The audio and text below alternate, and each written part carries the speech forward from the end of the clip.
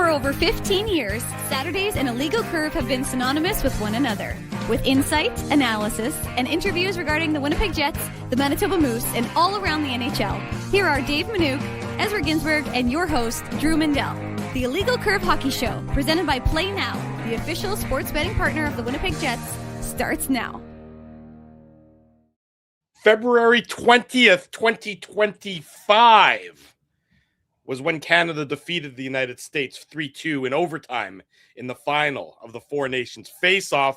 Since that game, we have been waiting with bated breath, anticipating, hoping that there was going to be a rematch, and that rematch will be tomorrow morning. Canada, the U.S., Olympic gold on the line. Just saying it gives me chills, the little goosebumps tingling down my face. I might be having a stroke. I'm not sure which it is. Hopefully it's just the goosebumps and the excitement. Good morning, Winnipeg. Good morning, Manitoba. For all those joining us live this morning on our YouTube channel and all of our social media platforms, we say good morning, universe, and welcome to the Illegal Curve Hockey Show. Along with Ezra Ginsburg, I'm your host, Drew Mindell, the heart and soul of Illegal Curve and our broadcasts. I understand Dave worked one day in the month of February. He's back on vacation. Well-deserved. That was a hard day's work for Mr. Manouk. I think he'll be back at some point next week when we get back started with the Illegal Curve post-game shows. But no better place to be on this Saturday morning, getting you ready for the Canada-US gold medal game final. Ezzy, nice to see you, my friend. It's been, a couple weeks since we last got together, and I've enjoyed our time apart, I'll be perfectly honest. Yeah, it's been nice to have a little time off, like no post-game shows for a couple of weeks, but it goes fast, man. Like, I got to tell you, like, we were talking about it, right? Like, after our show, and we were joking to each other that, you know, we're not going to talk to each other, which we didn't, by the way. Mm-hmm. But you guys tried. There was some unnecessary texting, and I just didn't respond. Yeah, I sent you a few telegrams. Yeah, had some pigeons show up at your house and so forth. But yeah, I mean, you mentioned the Canada pigeons, by the way. Congratulations. That's good for you. It's someone trained me to train the pigeons, and now they do my dirty work. So yeah, there you go. You're a part-time falconer as well, is my understanding. Yeah, absolutely. But no, I mean, we're obviously going to spend a big part of the show talking about the Jets, but we have to be talking about this Canada-US game. I mean, these Olympics have not disappointed, and everybody waited 12 years, which was a long time. This is the first time that we're seeing a lot of these players, and this is the final that everybody wanted to see. Both of these teams are undefeated. The U.S. has an opportunity to go double gold, which obviously Canada is going to try to stop them from doing, but there's so many storylines. I mean, whether you want to, start with Josh Morrissey or whether you want to talk about Sidney Crosby. I mean, is Crosby going to play tomorrow morning, Drew? I mean, let's start with today. That's a good place to start. Let's start with today's update. Canada was on the ice earlier today as part of their session to prepare for tomorrow's game. The U.S. also on the ice, of course. It was a closed practice, despite Doug Armstrong earlier in the tournament saying Canada was only going to have that one closed practice. They closed it again for today. We now know for certain that Josh Morrissey will not play for Canada tomorrow. All signs pointed in that direction, but he clearly had some sort of setback after suffering that injury in the first period of the first game for Team Canada. It looked like maybe he was getting healthier. He might have been an option, not an option. John Cooper, Team Canada head coach, came out and said Josh Morrissey still injured. Just a terrible circumstance for the Winnipeg Jets defenseman. We'll talk about that as we continue on with the show this morning here. Sidney Crosby, again, he's going to be a game time decision for Team Canada. Here is the tweet from Ryan Rishaug of TSN 30 minutes ago. I am told the chances Crosby plays in the gold medal game are in the 70% range, which is a higher percentage than I would have expected. But there you go. See, that's an interesting percentage, Drew, right? Because if he goes with 50 or 60, that's not a convincing kind of number. But 70, Okay. A 70 tell, I mean, and Ryan Rashog's a plugged in reporter, so I'm going to certainly defer to his expertise on this one. He's not some Joe Schmo off the street corner. Ryan generally knows what he's talking about. 70% tells me, well, that's 7 out of 10 times he's going to play in the game tomorrow. You don't have to be a math whiz to figure that out. Continuing on with the tweet, seeing how he responds to his skate today and figuring out what his limitations might be are all part of the process tonight and tomorrow. So you know that Team Canada is not going to spare any expense. They're going to hire every possible shaman and medical professional and everything under the sun to get Sidney Crosby as healthy as they possibly can for tomorrow's game against the United States. But 70% to me, that's an indicator that I would expect Crosby to be in the lineup tomorrow. Things can change. He might not respond as well, later today or even tomorrow morning to the skate that he went for today. Maybe he has a setback, entirely possible. But Ryan Rashog, for what it's worth, says 70%, and I'll defer to him on that percentile. And that's why this extra day, right, today is huge, right? Like to have that day off between the semifinals and the final is huge for him because it just gives him more time to recover, right? So like you said, I mean, 70%, it would be a lot. Like I said, if Ryan Rashog would have come out and say 50%, well, then that's a true that doesn't really do anything, right? Like, okay, so flip a coin if Crosby plays, but I mean, Canada can use him. I mean, look at, we just talked about the majority of these players have not played in an Olympic Games. I'm trying to think, do the Americans have anybody that played in the last Olympics? I'm trying to think. I don't even know if they have. 12 years ago? Yeah, like I'm struggling to think of any player. And if there is a player, there's probably only one or two, because when you're talking about, it would have to be one of the veteran guys there. It would have to be either like a Trocheck or a Miller, but I don't think either of them would have that many years ago. I was going to say, I don't think Ryan McDonough is on this team, is he? He's not, no. But Ryan McDonough was there in 2014. But when you're talking about Canada, it's Sidney Crosby and it's Drew Doughty, right? Like it's two guys that have been in an Olympic gold medal game before. And not to say, look, all these players have been in international medal situations, right? Like whether it's the World Juniors or the World Hockey Championship, but just having Sidney Crosby there, like what I was thinking might end up happening if he actually can't play is he might actually just dress and sit on the bench. That's what I was thinking might happen. In terms of Josh Morrissey, Drew, just wanted to quickly touch on Josh Morrissey, right? Like there's not much to say beyond it's just extremely disappointing for him, right? Like he obviously is still going to get an Olympic medal. He's going to return from Italy. He's either going to have a silver medal or a gold medal, but it's just unfortunate because, I mean, for me personally, he was one of the guys I was the most excited to watch, right? Like I was excited to watch Morrissey passing the puck to Connor McDavid and Nathan McKinnon and Macklin Celebrini, right? So just unfortunate for him. And, the main thing right now is that he's going to be ready to go once the Jets resume. Well, who knows about that? I mean, time will tell, how serious the injury is. And I think that's almost secondary for everybody until the game ends tomorrow. And then everyone's focus will shift to what is his health vis-a-vis the Winnipeg Jets. Not that the Jets, we know where they are in terms of the standings. So, again, we're going to put that Jets a little bit on the back burner. We'll get to them throughout the course of the program, but they're definitely on the back burner ahead of tomorrow's gold medal game. Frankly, as a Team Canada needs Josh Morrissey. They have missed his puck moving and his skating in this tournament. I mean, on the back end, we have seen situations where they have struggled, I would argue, with struggled is all relative. I mean, it depends on their competition largely, but I mean, it has not been easy for Team Canada by any stretch of the imagination. They were one shot away from losing in the quarterfinals. They were one shot away, potentially, from losing in the semifinals. I mean, it has not been easy for Team Canada. We know that, frankly, Josh Morrissey was expected to play a sizable role on this team.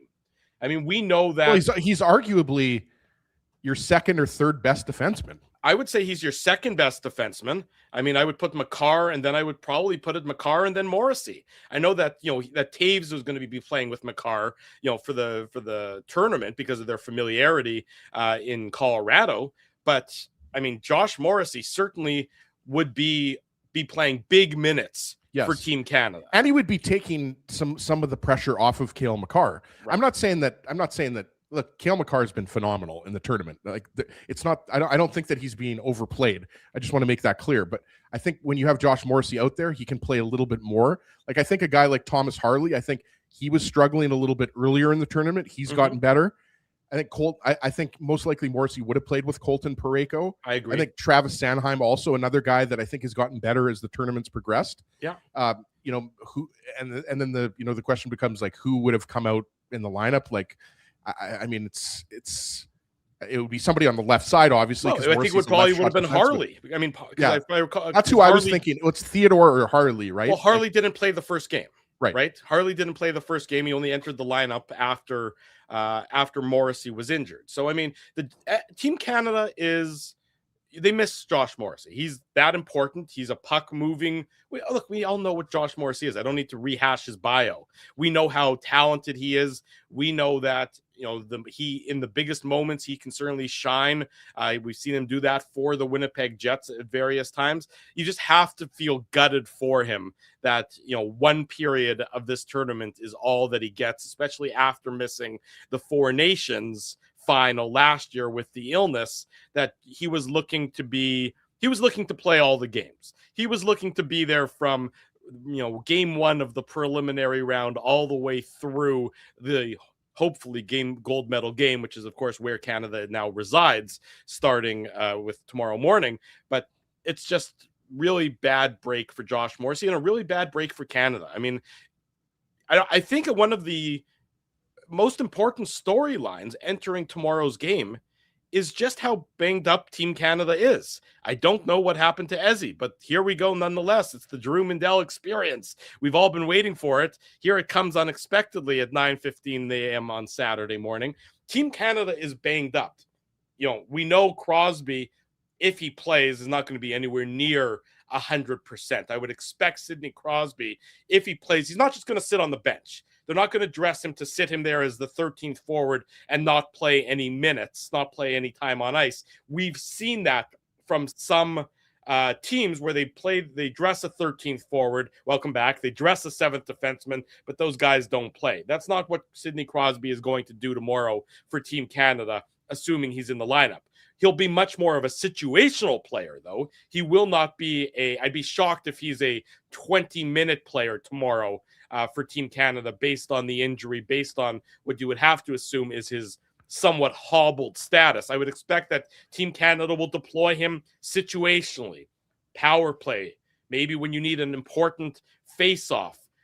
It's going to be pick and choose where you use Sidney Crosby tomorrow, assuming he does play, and we'll make that assumption based on that 70% report and expectation from Ryan Rishaug that we mentioned earlier on in the broadcast. And like you said, Drew, I agree with you. I think his minutes are going to be different than they were earlier in the tournament, just because of the obvious his injury that he suffered. But just having him and just having him on the ice is going to be massive, because like you said, Canada was a goal away from losing in the quarters to the Czechs, and a goal away from losing to the Finns in the semis. And we expect this to be a close game. Like, the U.S. is favored, in my opinion. Yeah, I mean, sure. I don't know. I would say they're a favorite, but not a huge favorite. I would agree with that. I would say, like, obviously, like, you're not talking in betting terms, but more so talking about, I still expect this to be a 1 or 2 goal game. That's what I was going to say. I don't expect the U.S. to beat Canada 6-2 like they beat Slovakia in the semis. Like, I could be wrong. If that happens, though, something in the game has gone horribly wrong. Well, right? I think that the U.S. is in a better look. Canada has escaped the quarterfinals and the semifinals by the skin of their teeth. We know that. U.S. escaped their quarterfinal by the skin of their teeth over Sweden. Having that one easy win, and with all due respect to to Slovakia, that's what the U.S. had yesterday. They had an easy win. Yes. that easy win is going to go a long way to making the U.S., I think, a more energized and a more refreshed team heading into tomorrow's game. Forget about the fact that Canada is more banged up than the U.S. simply by its shades of Canada-Belarus.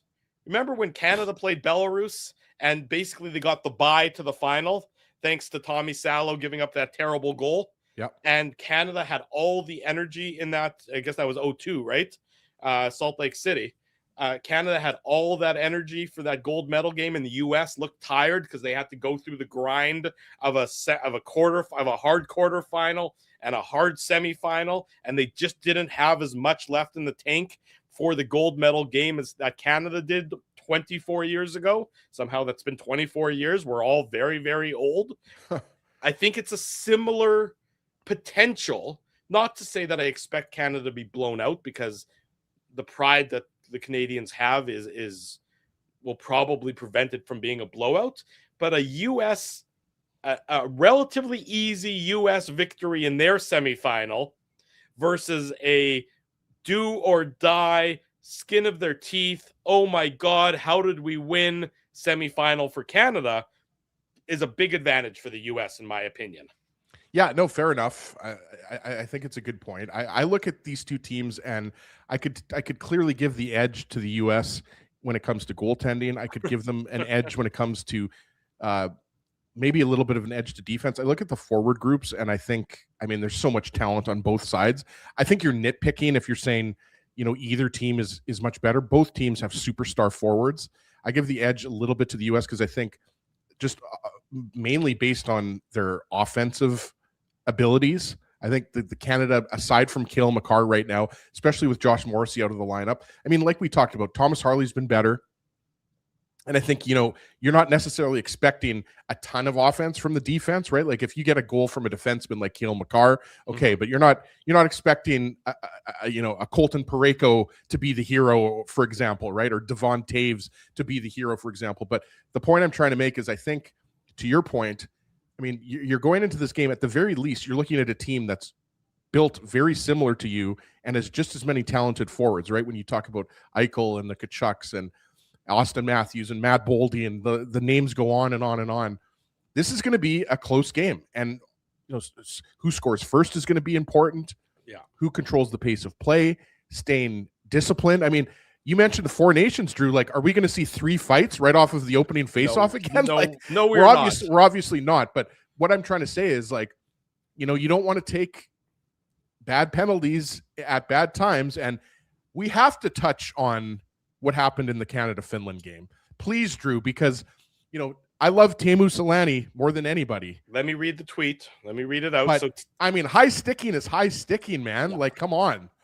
Teemu didn't like the call, so this is the tweet from Teemu Selanne yesterday after the game ended.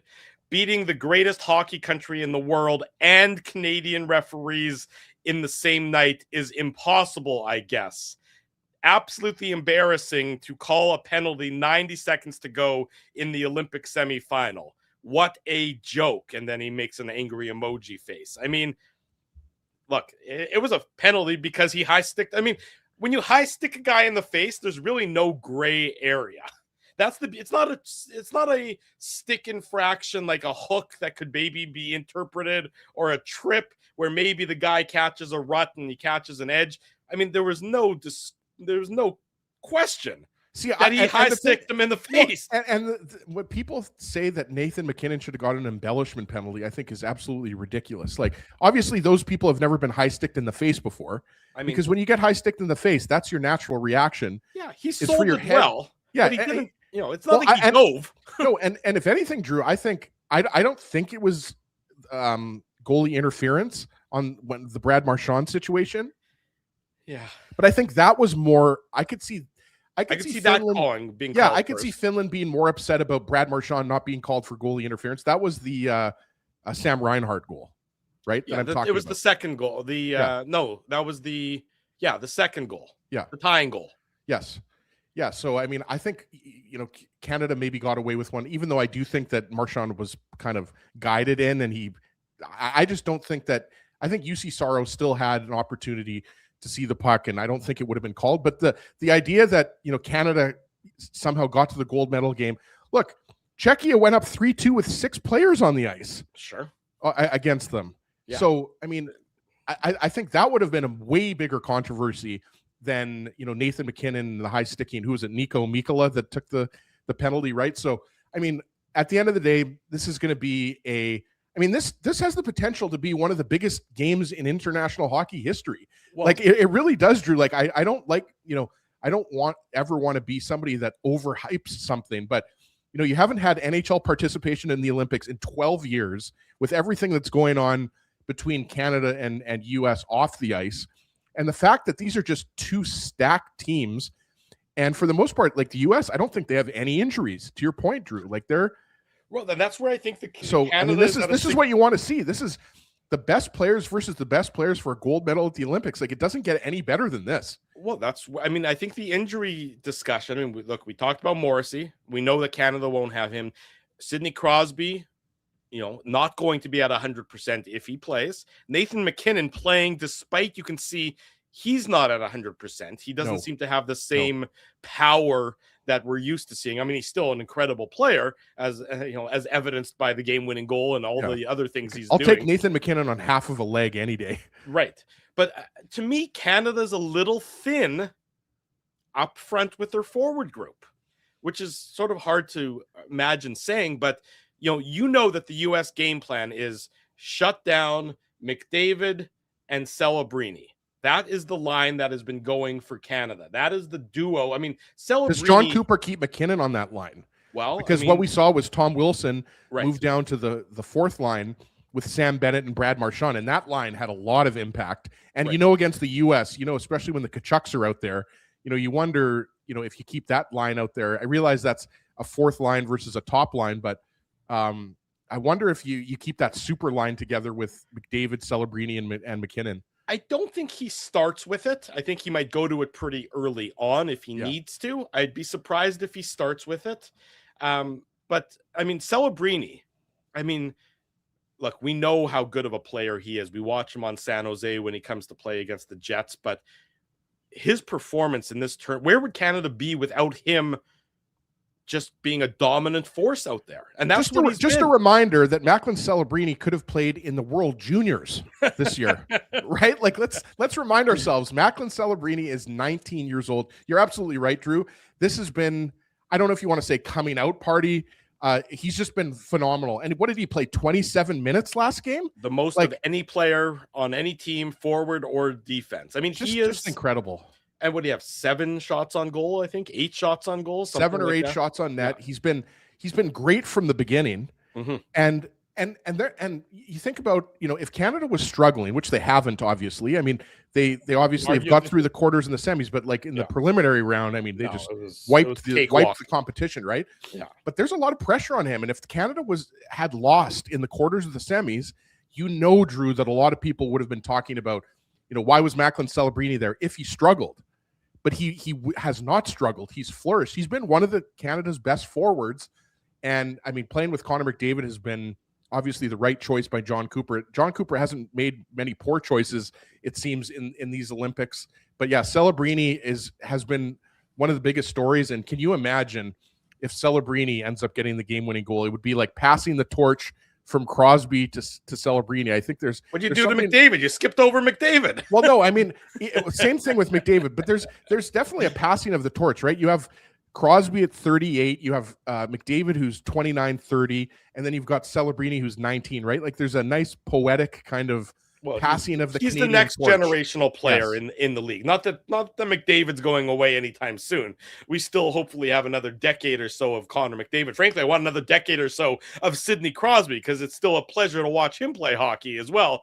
But I mean, Celebrini has been absolutely incredible in this tournament for Team Canada, and I think they're going to have to rely on him. I mean, again, McDavid and Celebrini, that line has been instant offense for this, for Team Canada. MacKinnon, when he goes up there, well, I mean, good luck stopping MacKinnon, McDavid, and Celebrini. My concern I mean, the Suzuki, Stone, and Marner line has been good since they've been put together. Crosby, of course, was playing with them for a while, and they were quiet against the Finns, though. They were a little quiet. They were much better against the Czechs. I agree. They were better against the Czechs. I mean, you know what the U.S. game plan is going to be. It's going to be shut down McDavid and Celebrini. Let somebody other than McDavid and Celebrini beat us. That's where I think you're going to need to see some of these other guys for Team Canada step up. Seth Jarvis, not that he needs to step up because he's been very good in this tournament. I would like to see him even get a little bit of more time on the ice, I would think, entering in the gold medal game. Every time I've seen him on the ice, I've noticed him, by and large, being impactful for the right reasons. I would like to see him get sort of a little bit of a boost in maybe the time on ice in the game tomorrow night. You know who would like that too, Drew? Seth Jarvis's buddies who were in Italy watching him, right? And obviously everybody in Winnipeg, Manitoba, cheering on the local Winnipeg boy, right? But yeah, you're right. I mean, I think there's no doubt that the U.S. knows how good the McDavid, Celebrini, and Wilson or whoever happens to be on that line. Mm-hmm. And that's an opportunity for someone else to step up. And we've seen guys step up, right? We've seen Mitch Marner step up in overtime. How about we've seen Nick Suzuki, right? Nick Suzuki's tip, which we were talking about the other day. Yeah. Like just an incredible tip. That puck was going about 3 or 4 feet wide. One of the most clutch goals in recent international hockey history for Canada memory. So yeah, there's an opportunity for a lot of guys to step up. And like I said before, I'm anticipating, a close game. Obviously, you're hoping that Canada doesn't go down, a goal or two, like they did against Finland. It's going to be very difficult to come back. I mean, the way Connor Hellebuyck has played. I mean, let's talk about the Jets goalie, the Team USA goalie. I mean, he is looking dialed in like nobody's business. He's just looking like he's got a one-track mind, and the track that he's on is gold medal. So if you go down, I just don't see you getting more than. You'd be hard pressed to get more than 2 past Connor Hellebuyck, the way he has looked so far in this tournament. I mean, even you go back to the Four Nations Cup final, it took until overtime for Canada to get that 3rd goal against Hellebuyck. He is looking like the best version of Connor Hellebuyck has been in this tournament. So again, it's hard to believe that you're going to be able to get much past him, tomorrow. So you have to get an early goal, because if you're playing from behind against Team USA, a very talented, equally talented team to Canada, if you're playing from behind against them and you have to try and beat Connor Hellebuyck, 2-3 times in a row, consecutive goals, that's a big ask. Well, and the U.S. is not going to sit back like Finland did. Well, Let's be honest. Finland gave away the game by doing that. Finland went into defensive retreat mode, and it cost them. It cost them, right? And it's further to your point. The U.S. has many more offensive weapons than, all due respect to Finland. Right. I mean, Sebastian Aho, Mikko Rantanen are fantastic players. Like, shout out to Arturi Lehkonen and others.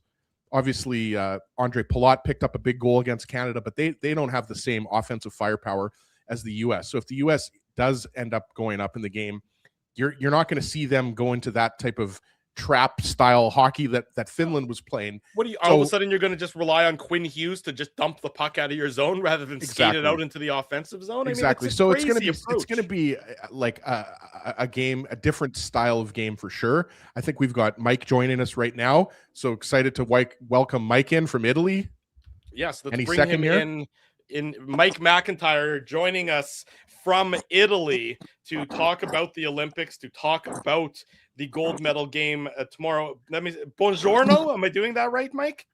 Buongiorno works. Yes. They also say ciao, and I used to think ciao meant just goodbye, but it also means hello. Which is it? I don't know, guys. Is there any other word? Is there any other language where the shalom same word?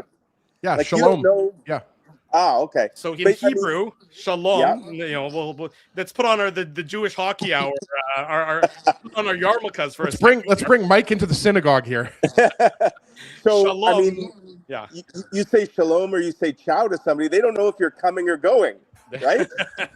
That's usually what they say about Ezzy and I with our analysis. We don't know if we're coming or going anyways. There you go. Yeah. Yes, I'm speaking the language. I'm joining you actually from just outside the Rogorido train stop, where I connect from the Centrale train stop after starting out at the Lamberti train stop. So, yes, I know all my subway stops. Picked up a few words here and there. Feels like I've been here forever. It's been 20 to 19 days, 20 days, something like that. So before we get into the nitty gritty, I mean, Mike, this must be an unbelievable experience. I mean, getting to cover this. So just sort of like, not like a day in the life of being an Olympic reporter means that you're covering multitudes of sports, looking for local angles in areas where you wouldn't necessarily expect to find them. So maybe just briefly pull back the curtain and just sort of talk about or give us some insight into a day of an Olympic reporter. Yeah, so it's almost been two different Olympics for me. Like the first 10 days, the first half before the men's NHL guys obviously got really going with their games. I was all over the place. I was at speed skating venue. I was at there's a secondary hockey rink. And when I say like, we maybe think Winnipeg where everything's like 15 minutes away, right? This is truly the most spread out Olympics ever. And it's not just that everything's spread out in 4 major clusters, which in some cases are hundreds of kilometers away. Like where the curling is happening compared to where the hockey's happening is almost like the distance between Winnipeg and Regina. So in some ways, guys, it kind of worked out for me that we didn't have any Manitoba curlers make it to Italy, because if they had, I mean, I can't be 2 places at once. I would have had, and you can't just bounce back and forth. It's like 5 hours each direction. So like a 10-hour round trip. It's not like you can just go back and forth from Milan to Cortina very easily. So I'm based in Milan, where the hockey is, speed skating, figure skating. But even here in Milan, there is some incredible travel time. I've taken trains, subways, buses, walked like 20,000 steps a day. Just getting from venue to venue is challenging. Like nothing takes less than an hour to get to, and then when you got to go somewhere else, it's another hour. And so, day in the life, guys. I mean, like typically, I've been leaving my hotel by 9:30 or 10 in the morning, and quite honestly, if I'm back before 1 in the morning, and that's gone straight, because it's doesn't make any sense to go all the way back to the hotel and write. You just write at the rink or whatever venue you're at. And the other thing is, like, as you know, because of TV back home and the 7-hour time difference, like there's just been a barrage of 9:15 start times here.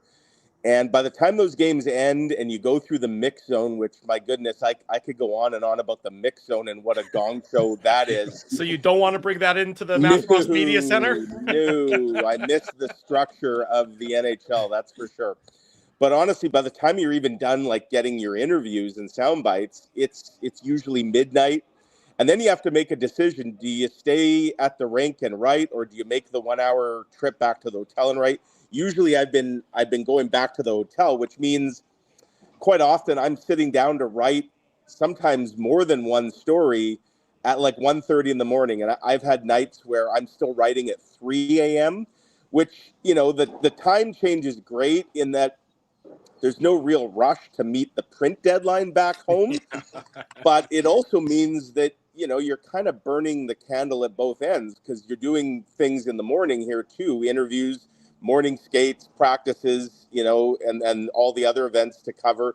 Lots of features that I've worked on where I've had to get interviews done earlier in the day before kind of hockey takes over. So, yeah, I can honestly say, I mean, I'm 51. I've been in this business 31 years, started when I was 20. This is, without a doubt, the hardest I've worked in kind of a 3-week or so window. But also, without a doubt, it's been the most rewarding, just an incredible environment.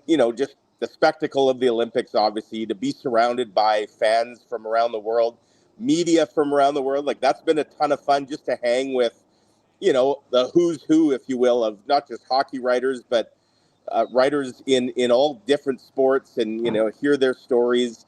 The atmosphere in the rinks have been tremendous. The venues are spectacular. So yeah, it's been extremely fulfilling, and I got mixed feelings. A couple days left here. Part of me doesn't want to leave. Part of me can't wait to get home and catch up on some sleep and reintroduce myself to my wife and kids and our dogs. Well, it's funny, Mike, before you popped on, Drew and I were saying, could Mike maybe pump out a few more stories? Like, he's not really, he's not really doing much writing. It looks like Mike is just, like a tourist, and he's just gallivanting around Italy. How many stories are you up to now, Mike? Because I know you were trying to hit 50. And we will get there. Yeah. So, I just filed my Josh Morrissey early here today, and that's number 47. Oh yeah, you're gonna hit that by the time this interview's over. We'll put a gold medal. We'll go put a gold medal around your neck when you come back to the press box after the road trip. So yeah, 47. I got another one I'm doing later today. That'll be 48. There's going to be for sure 3 stories out of tomorrow, and then I'm going to have like a big wrap story. So I'll probably end up around 52, maybe 53, depending what happens.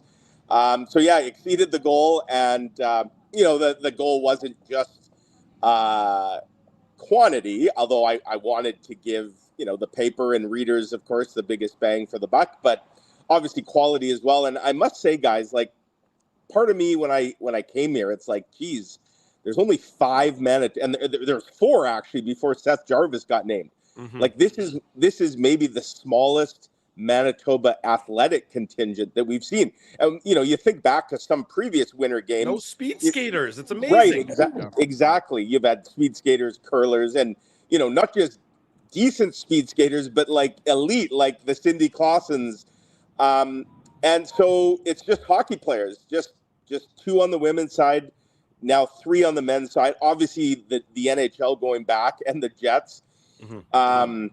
You had 4 Winnipeg Jets, although we haven't seen a whole lot of 2 of them. But, it was like, okay, well, what am I going to do to find all these connections? And my goodness, I think those of us who live in Winnipeg, guys, we all know, like, the sort of 6 degrees of separation of just Winnipeg. And, whether you're traveling and you run into somebody and you hear a story of, knowing someone from Winnipeg or being related to someone, like, it just feels like Winnipeg often has that connection. And my goodness, like, the number of connections I've found here, whether it's the Swiss men's head coach being a summer exchange student and playing hockey in Manitoba when he was growing up, the Swiss speed skater Caitlin McGregor, whose whole family's from Manitoba, the German head coach who was born in Winnipeg, the ice maker in curling who's from Winnipeg, the head of with Chris Walby. That was a great story. Chris Walby, and that the Joe Poplawski connection, that his daughter-in-law is the most decorated American cross-country skier who medaled here. The Israeli bobsled and our skeleton. Buddy David Graves, David Graves, being the Winnipegger. Did a feature on Jennifer Jones, of course, now on the broadcast side of things for curling. So, and then Seth Jarvis, that's the story that just kept paying off, with his buddies. And obviously I got to spend the morning on Monday morning with Seth Jarvis and his buddies. And that was a lot of fun. And, then the ups and downs of the Jets players, obviously Kyle Connor being a healthy scratch, Connor Hellebuck cementing himself as the starter, Nino Niederreiter being the flag bearer for Switzerland, and them kind of looking like a bit of a surprise that nearly pulled off a big upset in the quarterfinal with Nino scoring. And then, of course, the Josh Morrissey story, which unfortunately has taken a bad turn. But there's been tons of stories, more than I could have imagined, more in some ways than I could even get to. But in that sense, it's been great.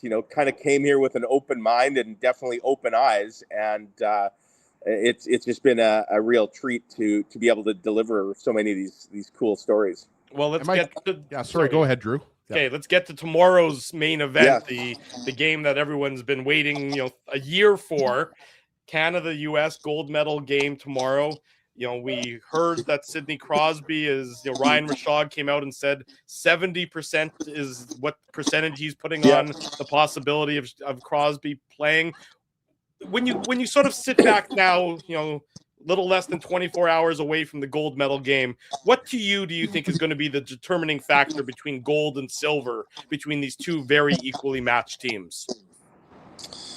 Well, as much as I've been impressed with Jordan Binnington's ability to make a big save when his team has needed it, I also feel like he's been susceptible at times to letting in a goal that you think, maybe he should have had that. Whereas Connor Hellebuck, has been the Hart and Vezina Trophy version of Connor Hellebuck. But we all know, the narrative out there. And I really think a huge part of tomorrow's game is once again going to come down to goaltending. And, does Jordan Binnington, do we get big game Binnington again from a guy who isn't having a very good NHL season, but seems to be able to find another level? And with Connor Hellebuck, we all know the narrative of him, certainly in the playoffs, and the idea that as the stage gets brighter and the spotlight gets hotter, he tends to wilt.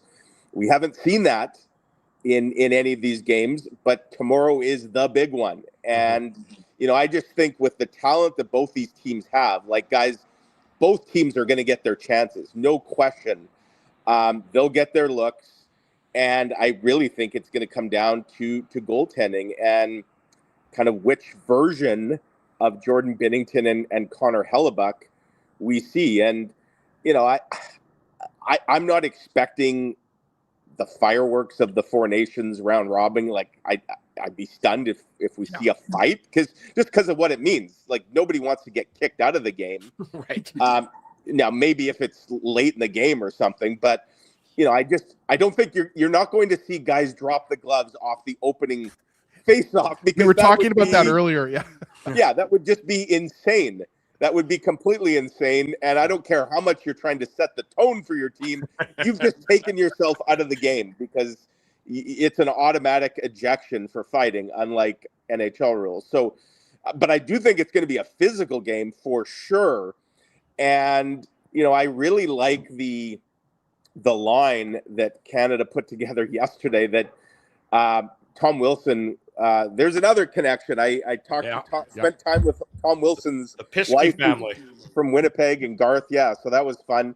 Kind of get the different side of Tom Wilson. But, Tom Wilson was joking today about, Connor McDavid was joking about how much collective fines the line of Wilson, Bennett, and Marchand have racked up over the years.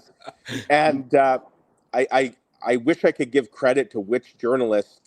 Somebody put it out there that they should be known as the Fine Line, which is a good name for those three. But, there's a trio, and they were really physical yesterday. They scored a big goal. Like, you look at like the Kachucks, right, and what they want to do and what they're going to try and do.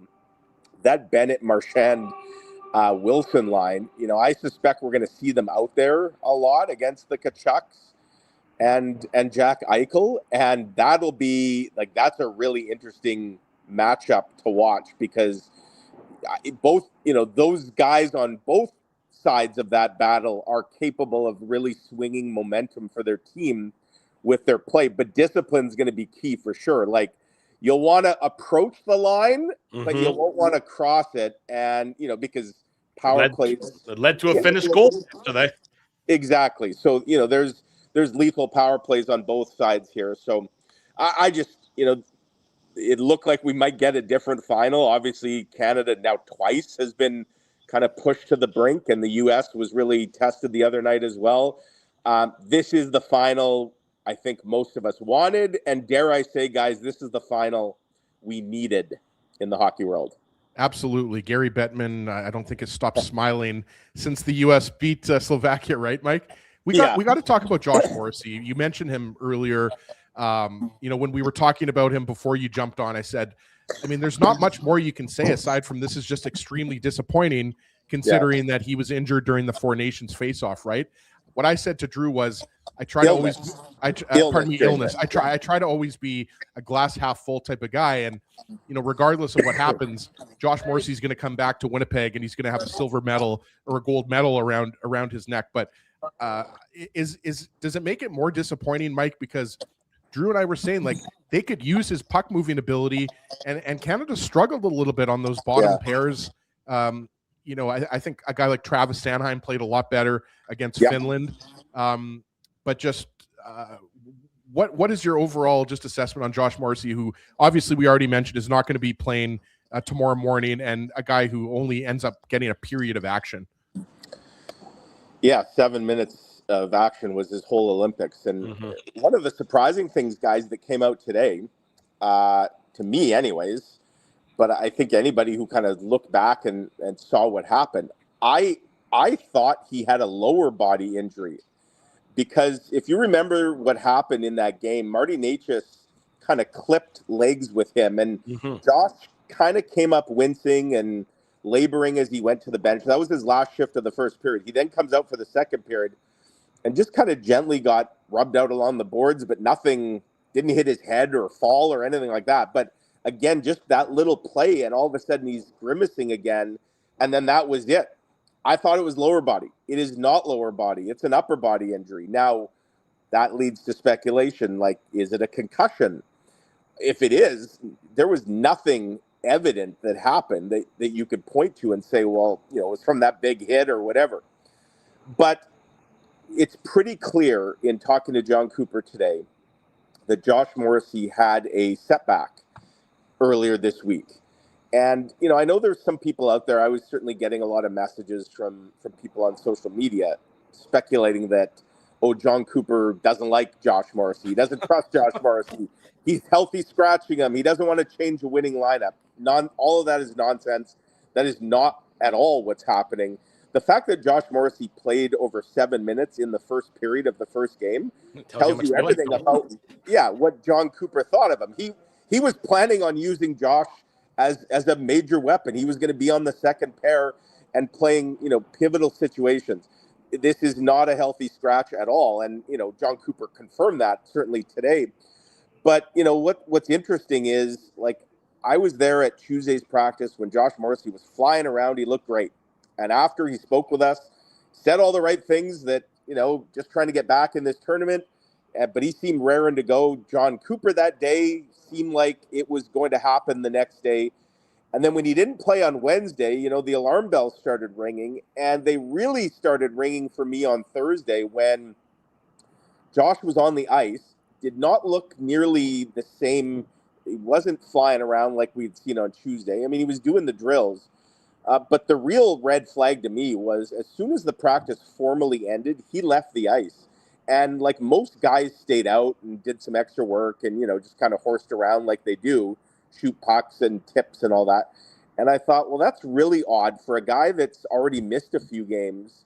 Usually you'd stay out for that extra work, just to ramp up. And so that was a sign that, okay, something is amiss here, as was the fact that he was requested for media. It sounded like he was going to be made available, and then he wasn't. And, now we've come to learn, clearly, the fact they've already ruled him out, and the game's still now 24 hours, just under 24 hours away, and that he's been ruled out before Sidney Crosby, of all people, like when we saw what happened to Crosby, that tells you that, whatever he's dealing with, obviously is something that they are not going to risk at all putting him in the lineup. And yeah, your heart breaks for Josh Morrissey. It would be bad enough just as a one-off kind of situation here. But when you add in, like you said, Ezzy, the Four Nations backstory, and we know how disappointed he was to get sick and miss that gold medal game, to now miss 2 gold medal games, this one on an even bigger stage. If you believe in the hockey gods, my goodness, is Josh Morrissey ever owed a bunch of good things to come his way based on all that's happened to him here. Mike McIntyre of the Winnipeg Free Press is our guest on the Illegal Curve Hockey Show presented by Play Now. Joins us from Italy ahead of tomorrow morning's gold medal game between Canada and the U.S. One other member of the Winnipeg Jets who won't be playing in the gold medal game for the Americans is Kyle Connor, healthy scratched after getting into, I believe, the first 3 American games, if I'm not mistaken. First 2. Yeah. What has gone so wrong for Kyle Connor in this tournament? You can even say in last year's Four Nations tournament. Why hasn't he been able to gel well with the U.S. forwards and be a regular member of the U.S. Team? Well, the easy answer would be to say because Mark Scheifele is Canadian. Mark Scheifele was born in the wrong country, or Kyle Connor was born in the wrong country. Certainly guys think of all the times we've talked about the idea of splitting Scheifele and Connor and the reluctance to do that. What we've seen from Kyle Connor when it comes to international best-on-best competition has not exactly silenced the theory that some have, which is that he's not quite the same player if he doesn't have Mark Scheifele with him. And, clearly those two have incredible chemistry. He has not been able to find that chemistry with whoever he's been put with. And, I know some people will probably say, oh, they didn't give him a chance here in Italy. He started the tournament with Dylan Larkin and Tage Thompson, who are, they've got more goals than Kyle Connor does, both of them this year. And they're both having pretty good tournaments, very good tournaments, I would say. But Kyle Connor just, he played 2 games. Yeah, he wasn't getting 18 minutes or 20 minutes, but I mean, he's not Austin Matthews. That's part of what this deal is. When you're an elite player and then you get added to a team like this, you sometimes have to take on a slightly different role. But by no means was he being used as a checker. He was put with 2 other very good offensive players with the idea of being an offensive player. And he had 0 shots on goal, none in both games, combined. It's worth noting, though, Mike, sorry for interrupting. Clayton Keller also has 0 shots on goal. Even though he's the 13th forward for the U.S., he's not getting huge minutes, but he also hasn't been able to produce anything offensively, if you want to sort of compare the 2 of them together. So let me throw something out to you, Drew, because you sort of definitively, and I'm not criticizing you, said that he will not play tomorrow. I'm not 100% sure of that. Here's one line of thinking. So it was interesting today, the U.S. practice just wrapped up a bit ago. Kyle Connor, now this is not a morning skate, to be clear, but this is like a morning skate because there is no morning skate tomorrow with the early 2:00 start time here in Milan. Kyle Connor actually came off with most of his teammates. Clayton Keller actually stayed out quite a bit after. Oh, now I didn't know that. So I'm trying to think like Mike Sullivan for a second here. If you're Mike Sullivan, are you and as you pointed out, Clayton Keller hasn't really done anything where you're I can't take this guy out of the lineup. He's just kind of a guy. Are you thinking to yourself, should I give Kyle Connor one final chance? And on the biggest stage of all here, the gold medal game, if this is a guy that should be coming out like his hair is on fire based on all that's happened between Four Nations, being a healthy scratch in that final, now being a healthy scratch for the last 3 games, if would you get potentially the most motivated version of Kyle Connor that you could possibly get? And what about having him as your 13th forward tomorrow and maybe throw him on the second power play? And you know what, guys? What if the game goes to overtime and it's 3-on-3? Say what you will about Kyle Connor. That guy's pretty good in 3-on-3. We've seen that. Now there's risk reward, of course, but you could say that about all the great players in overtime. They can make great plays. They can also get burned, but I don't know. And, Mike Sullivan, obviously not disclosing his lineup. I'm not saying Kyle Connor will play tomorrow.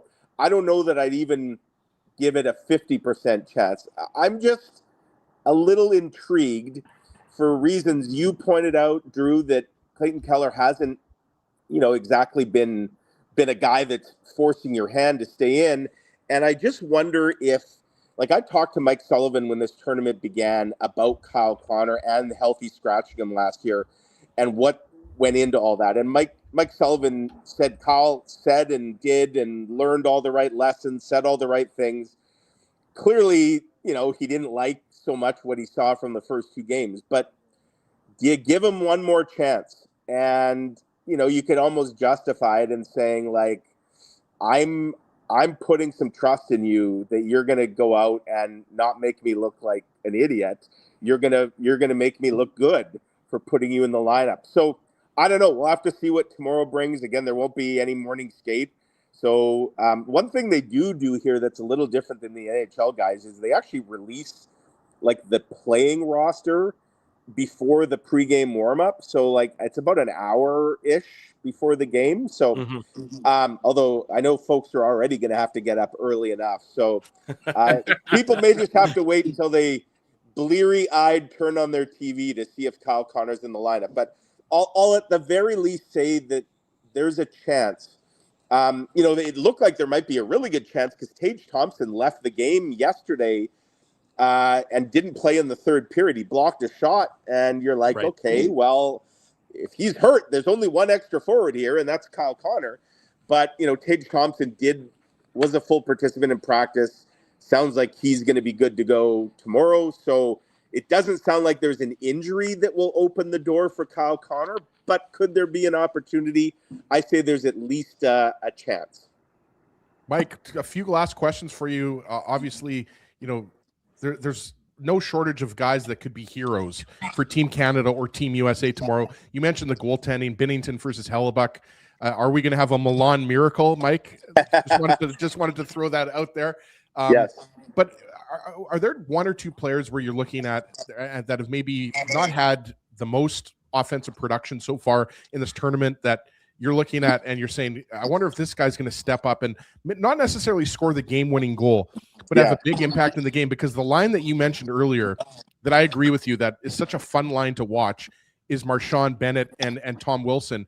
And none of those guys have really been overwhelming in terms of their production so far. And specifically, I look at a guy like Brad Marchand, who hasn't scored a goal yet in 5 games with all of his experience. And, I wonder if he's the guy that's going to potentially be the hero for Canada. Yeah, I mean, one thing about Brad Marchand, like I think quite a few players, is I don't think he's fully healthy. Like he missed, I think it was 1 game, maybe 2. Did he miss 2 games? I don't know. It's all a blur here. He's played 3. Yeah. Yeah. So he missed 2 games. So he's banged up and, not quite at 100%, I think, but obviously good enough to get in the lineup. Sam Bennett missed 1 game due to illness. And I think he also had an injury. So, and Tom Wilson's healthy, but yeah, I mean, that's the line for sure. One guy I really think that to me has been pretty invisible is Brandon Hagel.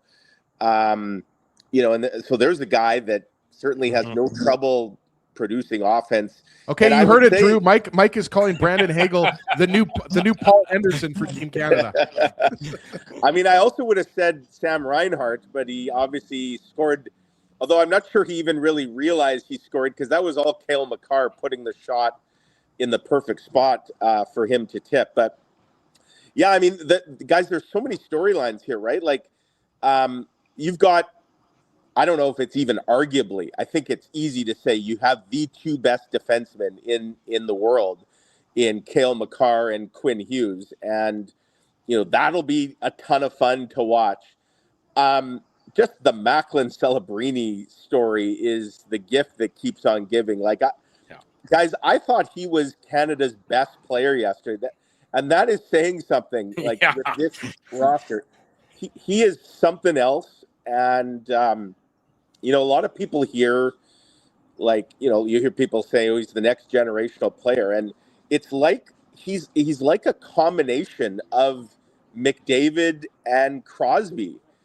Like, he's just got all these things that he does, and the relentless forecheck and the engine that doesn't stop, and all the skill and speed and the moxie. Like, he is something else. And so why not why not the youngest player in the tournament to really cement what's been a an emergence for him, a coming out on a world stage. So there's no shortage of potential heroes. But you're right. I mean, usually in games like this, like it probably takes a greasy one. So then you think about greasy players, right? Guys that are going to go to the dirty areas. And so that line you mentioned is step up right Sam there. Bennett, right, Mike? For sure. And then on the U.S. side, they've got the JT Millers and the Vincent Trocheks, guys who, quite frankly, have not contributed much either on their side. The Mike Sullivan specials that's what the two of them are. The lunch pail crew, if you will. And, those are guys that they can all score at the NHL level. So why not a big goal for them? So, it almost feels like with all the skill, of course, but there's a lot of grit on both these lineups too. And you wonder if grit will ultimately triumph over skill in when it comes to like a big goal. It's going to be a doozy tomorrow morning in Milano, where Mike McIntyre joins us. Mike, before we let you go, this has been a drum that you've been banging for a while, and I want to reiterate it. We as Winnipeggers should be proud that the Winnipeg Free Press is investing in sending you to Italy for these last 20 days. In fact, the number of newspapers that are probably on the ground has shrunk so dramatically over the last number of Olympic Games. And, we see what happened to the Washington Post reporters that were on site in Italy when they lost their jobs mid-Olympics. So kudos to you for the great job you're doing. Kudos to the entire team at the Winnipeg Free Press for making the investment. And as a subscriber to the Winnipeg Free Press, I want you to know that I do take some amount of pride in that our hometown newspaper, the little engine that could, is not the little engine in Italy. It is the big subway car making the news all over the country. Well, thanks for the kind words, Drew. And yeah, I mean, I'm certainly proud to work at the Free Press and thrilled that my employer sees value in this and, sending us on the road to cover Jets games and Bomber games. And but yeah, this has been the road trip of a lifetime for sure. And it's been a treat being kind of the eyes and ears on the ground for folks back home. I mean, I'm a person, I have always loved watching the Olympics. I'm glued to the TV, winter, summer. And so it was always kind of a dream to cover them. I came real close in 2022 Beijing. We pulled the plug fairly last minute because of all the pandemic protocols. And you'd still be there. Exactly. Yeah. I didn't want to be thrown into a COVID prison in China. So, but this has been, surreal experience. One I'll cherish and remember for a lifetime. And certainly for you guys and all who kind of support the journalism the Free Press does. And of course, it's not just sports. It extends to, news, business, entertainment, politics, you name it. Proud to work at the paper and thrilled they sent me, and thanks to everyone for the support. Mike, I sorry, just one more, Mike. I echo what Drew said. I'm not sure if you saw my Twitter message, but yeah, you've been absolutely killing it at the Olympics, just pumping out tons of awesome content. You're a must follow for Jets news, for Team Canada news. And I just have one last question. What are you going to be picking up Kenny Weeb as a souvenir? Because obviously Kenny's expecting you to bring something back for him. Forget about Kenny. What's Piper getting? Yes. Well, they have these plush stuffies here for the official mascots, but apparently they've sold out because I was probably going to get Piper one of the stuffies, but apparently I'm actually going to do some souvenir shopping here later today to pick up some souvenirs. But I one thing I was hoping to do on this trip that I have not, maybe it'll happen tomorrow, guys. I wanted to meet Snoop Dogg. Nice. And the Free Press, I don't know if you've seen a few of the pictures I posted. The Free Press sent me with a plush mascot of the Free Press. His name is Scoop. Had him on the airplane, had him at the opening ceremonies, had him at speed skating, had him at hockey. My dream mashup was to run into Snoop and introduce him to Scoop and have the two of them, together in one room. So we'll see if we can make that happen tomorrow. That would be the ultimate souvenir. Hey, Mike, is it true that Jason Bell's actually in the Scoop mascot costume? Is that true? Scoop's got too much hair. I love it. Scoop and Snoop. Nothing better than that. Mike, thank you. The best was when I posted that on something about meeting Snoop with Scoop. And then somebody using Photoshop took a picture of Scoop and then made him with his eyes kind of all bloodshot as if he had a run-in with Snoop, if you know what I mean. So I thought that was clever. God bless AI and Photoshop and all things of that nature and everything and all aspects aside from journalism. How about that? Before we let you go, Mike, congratulations to Rachel Homan. She won bronze this morning. Just recently concluded. She beat the United States for the bronze medal, coming back from what looked like disaster early on in the preliminary rounds to get a hard-earned bronze medal for Canada. Mike McIntyre from Italy has the gold medal game covered in its entirety like he has for the past 20 days or so. Mike, thanks so much. Travel safe. We'll see you back in Winnipeg in due time. Ciao. Shalom. Shalom. Ciao, Mike. Ciao. Shalom. Thank you, guys. There he goes. Mike McIntyre joining us. What does Buonasera mean? I mean, that's Italian too, right? Buonasera? Yeah, that's like good evening or something. Good evening, maybe. So, yeah, buongiorno is good day. I think. Haven't you been to Italy before? I have been to Italy, yes. Yeah, that's on my bucket list for sure. I've never, as you know, I've never been to Europe. I don't leave the province of Manitoba. No, I'm not allowed. The RCMP has made sure that I stay in this province. Yes, but I'm hoping that one day I'll be able to go to Europe. No, but all joking aside, Italy. I mean, how beautiful! Like, sorry to get real here for a second, but watching that skiing with the mountains in the background, like. It's a beautiful country. That's for sure.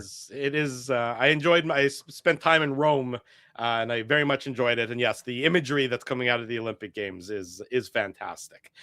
We've gone commercial free for hour number 1, so let's pay some bills, catch up some.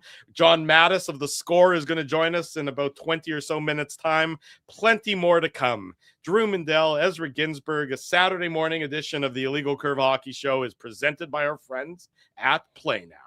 I want to thank you for not betting with Play Now and choosing our illegal gambling site instead.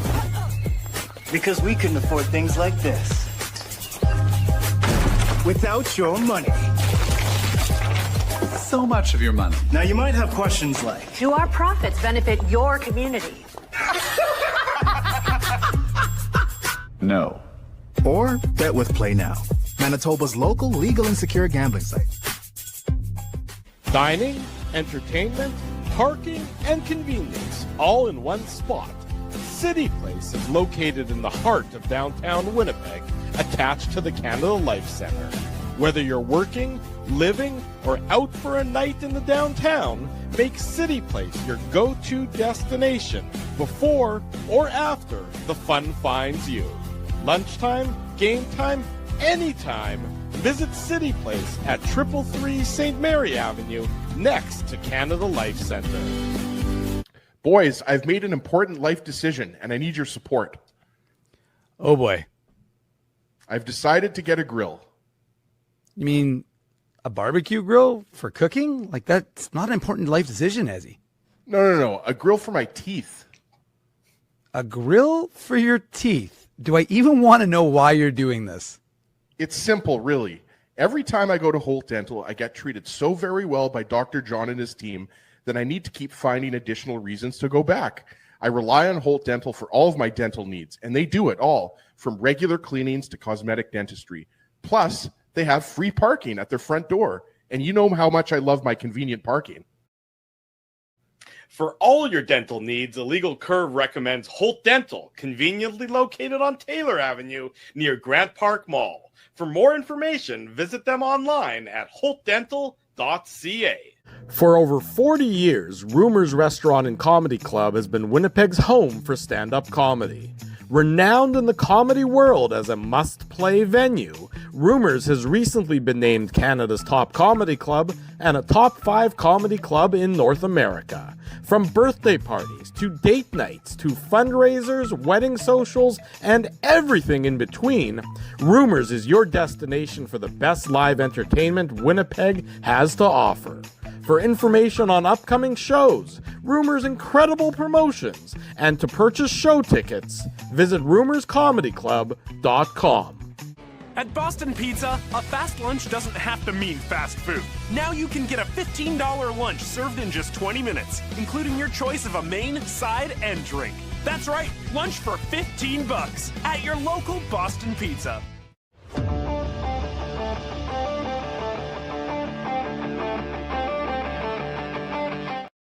10 minutes after the hour. Welcome back to the Illegal Curve Hockey Show. Great thank you to our buddy Mike McIntyre. Spent time with us, joining us from Italy. The magic of technology, as he is, that it seemed like Mike could have been around the corner. Instead, he was halfway around the world, and it was a seamless production. Hard to believe. Sort of wrap your brain around a little bit. Take some time and think about that. But it was great to catch up with Mike. He's doing a great job. Canada, as I mentioned, they won bronze, so congratulations to Rachel Homan. It looked like disaster was in store for them early on. Well, didn't their team start off 1-3? 1-3, and I think everybody was writing their curling related obituary as it was 4 years ago they failed to make the playoffs, and they came all the way back. What they win? I guess they ended up winning 6 of their last 7 games to win the bronze medal. So that's an incredible achievement for Rachel Homan. I mean, I love the Olympics. They've been on nonstop. The craziest Olympic event, though, has to be mountaineering. Did you see mountaineering, Ezzy, at all? It's because that's the new sport, right? That's the new sport. Yeah, I don't really. I haven't. I know that it's. Is there shooting involved in mountaineering? Well, no, I mean, that's biathlon. Yeah, but I thought there might be some skeet shooting with that, but maybe not. I mean, I'm not entirely sure if they basically cross-country ski, or they run uphill while wearing skis. And then they get to steps, and then they have to take their skis off and they have to climb these steps. It's running uphill in your skis. It is insane. Wow. I can't imagine the thought process that goes into, you know what I'm going to do with my life? I want to be an elite athlete. I don't want to be a marathoner. I don't want to be a downhill skier. I don't want to be a basketball player. I want to run uphill while wearing skis. It boggles my mind. By the way, is there any other sport that is less conducive to Manitoba than mountaineering? Right? Like, we are the flattest place on earth, and I don't think we have a lot of mountaineers here in the Keystone province. That's for sure. I don't think we do, but it's the wild. I was watching it the other morning, and it's just like, what is this sport? Who are these people who decide this is the sport that they want to get into? It's wild beyond my comprehension. That the one that gets me, I agree. Mountaineering is a ridiculous sport. The moguls, to me, are like, just watching the moguls, like I feel like I'm gonna tear an ACL again. You know what I mean? Like it's just like it's like you're in a car with really bad shocks. Yeah, exactly. So there's definitely, I mean, what I love about both the Winter and Summer Olympics, and I know, Drew, you're a big sports guy too. Like, I just love watching sports that I would otherwise never watch. Sure. Right? Like, so like whether you're talking about, and one of the things, and I'll give you credit, you kind of opened up my eyes. Short track speed skating, the most fun. Wow. Yeah. That, I mean, just watch any short track speed skating. Like, it doesn't matter what the distance is, or if it's men's or women's, or I don't know if there's mixed short track speed skating, but it is exciting. Like the with how quickly everything happens, like one little stride, and you can like move up 2 spots or 3 spots. So I'll give you credit, because I know you were there in Vancouver watching it with it was Laura. funny. Not only was I there in Vancouver watching it, but it was funny. Earlier this week, my daughter, apparently this has been going on for like over a century. I'm sure you have no idea about this, because I didn't until my daughter got in. For over a century, the Winnipeg School Division has been having a skate race featuring, I don't know exactly. I guess the gym teachers have to sign schools up. I don't know the logistics behind it, but my daughter signed up to be a part of it with her classmates, a lot of her classmates. So earlier this week on Wednesday, we went down. It was at Canada Life Center. It was basically, short track speed skating relay races for a bunch of different schools. That's amazing. It was tons of fun. I mean, my daughter got to skate on the ice at the Canada Life Center. So kudos to the Jets for getting involved and opening up the arena, and True North for opening up the arena for this event to go on. Apparently it's been happening for over 100 years. And so we got to do that on Wednesday. So that was probably a pretty good treat for my daughter to be able to skate on the ice, the same ice surface that the Jets and the Moose play on. And I mean, it's sort of seems like it's been a while since we've seen a Jets game, of course. They'll be back in action on the road starting on Wednesday, if I'm not mistaken, against, I think it's Vancouver on Wednesday, or is it Anaheim? No, it's Vancouver. They've got Vancouver on this West Coast road. Vancouver, Anaheim, and then San Jose, right? Yeah. So, I mean, if we're going to, it feels weird to start talking about the Jets again, Drew, to be honest with you, after this big game that's coming up tomorrow between Canada and the U.S., but we can save it for after John if you want. It doesn't really matter to me, but yeah, it is sort of, I mean, we got the trade deadline coming up in, 13 days. Yep. That's and I think everyone knows this is going to be a much different trade deadline than years past. It's not going to be a situation where the Jets are trading a first-round pick to get a second-line center, even though I think that's something that a lot of Jets fans would be happy with. I think most second-line center under contract instead of a rental. Yes, and I think Drew, you would agree that's probably a trade that you're going to see more in the offseason. Wow. Maybe we'll be surprised, but I mean, I'm sure a lot of people have been asking you around the city, Drew. A lot of people, having lots of conversations with people at work and on the street. I do talk to people on the street, as you know, Drew. Like literally, I walk the streets and talk to people. But I'm expecting there to be some moves, but I'm expecting it to be more of a seller, and you're selling the depth pieces, right? Like you're talking about Luke Shen, you're talking about Gus Nyquist, Tanner Pearson. We talked about Jonathan Toews a couple of weeks ago. I'm not so sure Jonathan Toews is moved. I think Dave made the point that Jonathan Toews gets moved if he asks to be moved, right? It's one of those situations where the Jets aren't actively shopping Toews, so he's an interesting one. And then I don't know if you want to touch on the big Weeb bomb of the week, but Weeb mentioned Kenny Weeb. Yes. Call him by his full name. I was going to say, I think I knew who you were talking about, but I wasn't entirely sure. Yeah, Kenny Weeb mentioning that he expects Logan Stanley and his agent to have contract talks with the Jets. That's significant. That's not something that we knew before Kenny tweeted that out. Well, up to this point, what we had heard is that there had been no discussions between the two sides. Now, I'm sure that I'd be surprised if these are anything other than courtesy discussions. I'd be surprised if these were, brass tacks. Let's get a contract extension in place between now and the deadline in a couple weeks' time.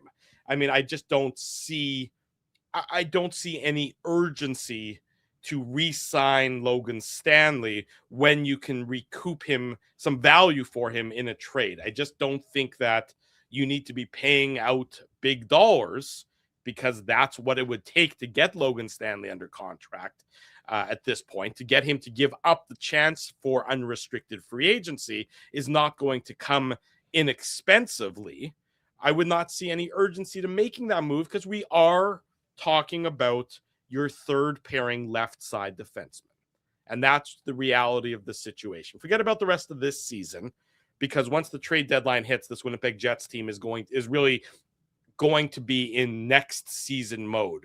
That's when you're going to see Danny Zhilkin. You're going to see Brad Lambert, Parker Ford, maybe even a Colby Barlow. To your point, you're going to see a lot of Put it this way, Drew. Mark Morrison isn't going to be happy with the Jets in a couple of weeks when all of his players are raided from his team. Right, because we're talking about I think we're talking about 22 or so games left after the trade deadline, and those 22 games, I think by and large, are going to be filled. I mean, not the key spots, Scheifele, Connor, Morrissey, if he's healthy, those guys aren't going anywhere, of course.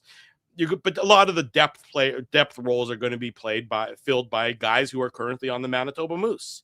And so that's what the last 22 games of this season is going to be, is, a good chunk of let's see what you can do at the NHL level, Rook, and see if you can fit into our plans for next year. That's what that's going to be. And Logan Stanley I just don't think that there's a fit for him. I don't think there's a spot for him.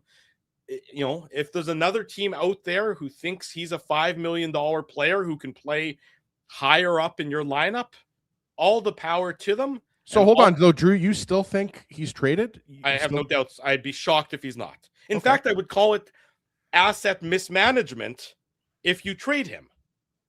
Why do you need him for next year? You said it yourself on this show, Ezzy, that third pairing left side defenseman can be found or can be developed internally. You don't need to pay $4.5, $5, whatever it is per season for a third pairing left side defenseman. I don't disagree with you at all when you say that. I just don't know if the Jets agree with what we're saying. And that's why I've said all along that I won't be surprised if the Jets sign him. I won't be surprised if they trade him either. That's why I think this is a fascinating situation, because Logan Stanley, by all accounts, has exceeded expectations, right? Like we've talked about it. Exactly. You're right. We should mention that I'm talking about this year, because last year was not a good year for Stanley. But when you're talking about whether it's his shooting percentages, PDO, everything like that, I mean, he just isn't a player that you normally would expect to be on pace for whatever, 10, 12 goals, right? Mm-hmm. So I think it's very interesting, because I think if we were talking about, signing Logan Stanley to a 1-year, $2 million a year contract, people would be fine with that. I think it's because he's going to get more into the $3.5 to $4.5 million range, maybe even as high as $5 million, if reports are accurate, right? Like, and that's why I think people are a little bit less comfortable with that, because you look at the left side, you see Josh Morrissey, you see Dylan Sandberg. There's no room for him to move up. Like, also, Logan Stanley is a third pairing defenseman. You see Alphonse Frage soon to be an option for the Jets, not necessarily next year. Yeah, he'll play 1 year in the AHL, but then a couple years Boumediene as an option for the Winnipeg Jets. I mean, you see the replacements are coming for Logan Stanley. So you don't want to clog up that left side. Right. You don't want to sign a guy for 3 or 4 years that blocks the development of these guys that you have drafted and that you hope and expect to be NHL players. And frankly, you look at the draft picks that the Winnipeg Jets have over the next number of years. We know that this year and next year, in 26 and 27, you don't have a second and you don't have a fourth. Can Logan Stanley return you a second round pick? I'm not sure. For argument's sake, let's say he cannot. I think I don't know about a second, but I could see a third, maybe a second. But the thing is, Drew, the fact that we're even talking about that based on last year you would have said he probably just gets you a fourth or maybe even a fifth or sixth. You need when you trade away a second and a fourth, obviously you'd love to recoup a second and a fourth. Whether or not you can or cannot, time will tell in about 13 days time. But even if you can't, go get a couple more third round picks. And that just gives you a couple more dart throws at that point in time. You need more draft picks in and around the top 3 rounds. Ideally, you get a first for him, but that seems unlikely. A second would be great. I think people would gladly accept a second round pick. But even if you get a couple of thirds or a third and a fourth, and all of a sudden you can begin to fill in those gaps on your draft board where you've traded away picks for trades that frankly didn't work out. Luke Shen, first and foremost to mind for everybody else. Maybe that's something that you can do. Maybe you find a way to try. Again, the Colin Miller trade that cost you a 4th round pick for this year. Maybe you can get. Maybe if Luke Shen can get you back that 4th round pick that you traded away for Colin Miller, and then Logan Stanley can get you a third or another, a couple thirds, whatever it might be. You just want to backfill those trades that you've made so that you have more opportunity to throw darts at the dartboard, improve your track record of drafting, which has been abysmal over the last number of years. I mean, in terms of getting impact players, and yes, that has to do with some of the trades you've made and things of that nature, but the Jets need more young players who are potential NHL talent. And that's an area that you can only get those more young players is if you have more draft picks to eventually to try and acquire those guys with. I mean, that's why I just don't see the urgency to re-sign a guy like Logan Stanley. Yeah. And I think, by the way, if he does sign, it'll most likely be in the off season. But I'm just saying, you can't risk that, though. You can't risk that. You can't risk losing him for nothing. No, for sure. I mean, we just saw that with Nikolai Ehlers. I mean, it's apples and oranges. It's not the same player, but I just, like I said, look, Drew, I would have, if this was a year ago, or if Logan Stanley would have been having a normal season, again, I think you make a lot of good points, and I agree with most of your points. I'm just saying, because of We know with the first round picks, the amount of first round picks that the Jets have squandered. I mean, hello, Christian Vesalainen, hello, Ville Heinola. Sure. Right? Like, I'm not going to throw Chaz Lucius in there because obviously, he had health problems, but issues, we know how much the Jets have invested in Logan Stanley's development. I just don't know if the Jets are thinking about seriously considering moving him. That's all I'm saying. I literally just don't know. So like I said, if Stanley is traded at the deadline, I'm not going to be shocked because like you said, you're going to get something significant for him back because of the fact that he's got what does he have? 8 goals, 9 goals, and 15, 16 points. Like I the fact that he's got the size, 9 goals, 9 assists, 18 points. There you go. Yeah. So he's got these attributes that I think teams covet. Mm-hmm. So I do think you could get something back. So I won't be surprised if he ends up being traded for let's say a second or third round pick, right? I won't be surprised about that, but I also won't be surprised if they sign him to a contract. But I do think that would be the wrong mistake. So I'm not looking at it from the perspective of what I would do. I'm looking at it from the perspective of what I think Chevy will do.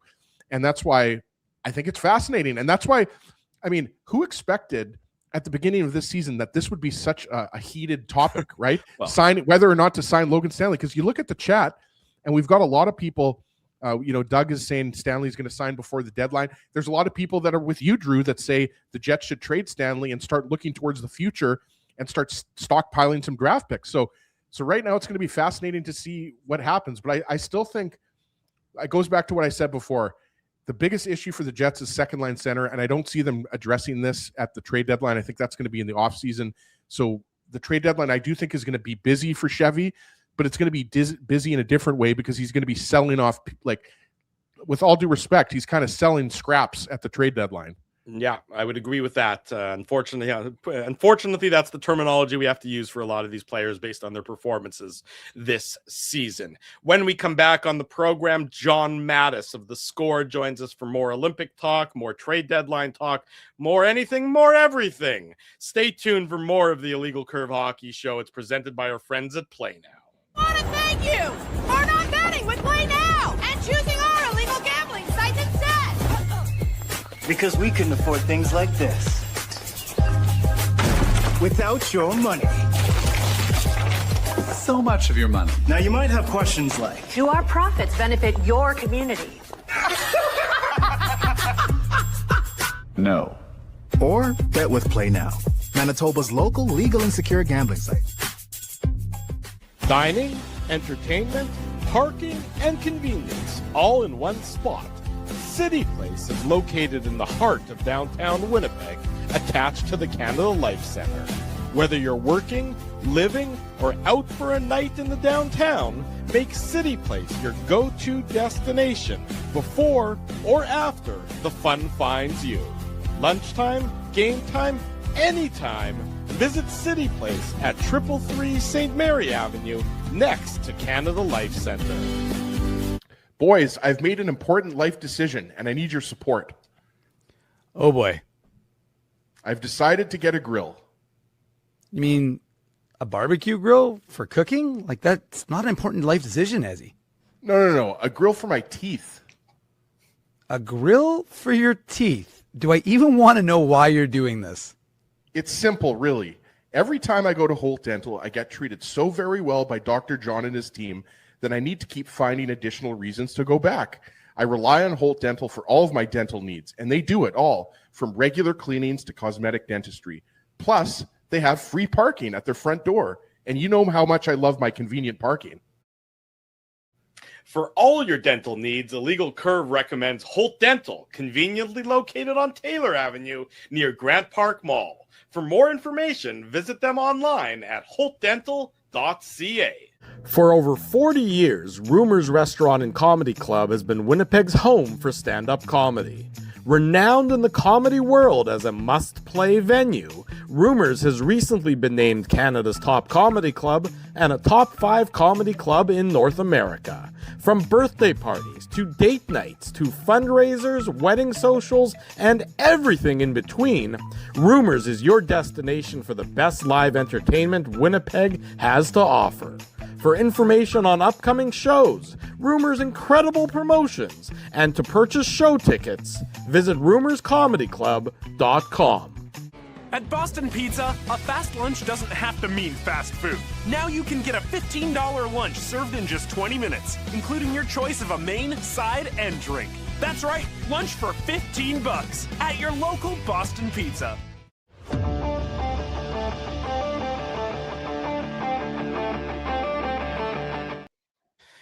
We went to break before having won a bronze medal. We come back from break winning a silver medal. Nice. Congratulations to, let me find the name. I had it here a second ago. I apologize. It's in speed skating, the Mass Start speed skating event, which is a hell of a name for a speed skating event. Let me see if I can get it up here quickly enough. Well, before we bring in John Matisz, so I can see is joining us backstage. Come on, here it is. Yes, silver medal for Ivani Blondin, and I apologize if I'm mispronouncing the name, but Mademoiselle Blondin wins silver medal in the Mass Start event for her second medal. Does that just mean everybody starts at the same time? Is that what Mass Start means? I'm really not familiar. That's a long track speed skating event. We'll bring in John. Maybe Let's ask John. John's an expert. Yeah. Do you know much about long track speed skating, including the Mass Start event that we just won a silver medal in? No, literally nothing about it. And as you guys could tell, when you brought me on, my head was tilted because I was like trying to think. I'm like, what is this event all about? Yeah. These guys have more insight than I know because I don't understand it. And we like to think of ourselves as experts on short track speed skating, but not long track, unfortunately. Is speed skating big in Manitoba? Yes. I mean, with the speed skating, of course, Manitoba, the home of great Olympic speed skaters like Susan Auck and Clara Hughes, who, of course, was a medalist both in the Winter Olympics and the Summer Olympics. Insane. He won medals in speed skating and in cycling in the Summer Olympics. So Manitoba has I think Mike Ireland is also a name from the speed skating community. Cindy Clausen. John, it's because it's so cold here in Manitoba. That's the only way we can stay warm is by skating really fast. I just figured like curling, speed skating, these are right up your alley over in Manitoba. So, but on the other hand, we were talking about mountaineering, which obviously Manitoba is as flat as it gets. Mountaineering is not something we have a long history of here in Winnipeg. Yes. Yeah, I think you'd literally have to be BC, Alberta, rest of the country. You're not getting too high. Like even in Ontario, there's a couple mountains, but you're not mountaineering, even though it might be technically a mountain.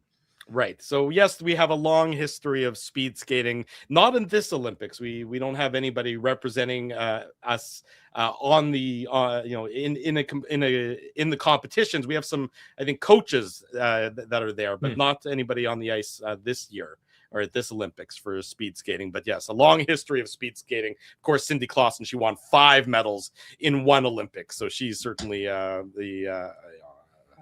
she's the GOAT. That's Michael Phelps-esque, is it not? That's right. She's a titan of the speed skating community. They're going to be playing it's not going to be speed skating, but it's going to be played at a pretty high pace. That's tomorrow, the gold medal game between Canada and the United States, John. We've been waiting a year since the Four Nations final for this rematch. We were talking about it earlier. Canada comes into this game banged up. They come into this game with a number of injuries. We know it's not going to be Josh Morrissey. We know it's going to be a fraction of Sidney Crosby, if there's any Sidney Crosby. We know that Nathan McKinnon and Brad Marchand are both banged up.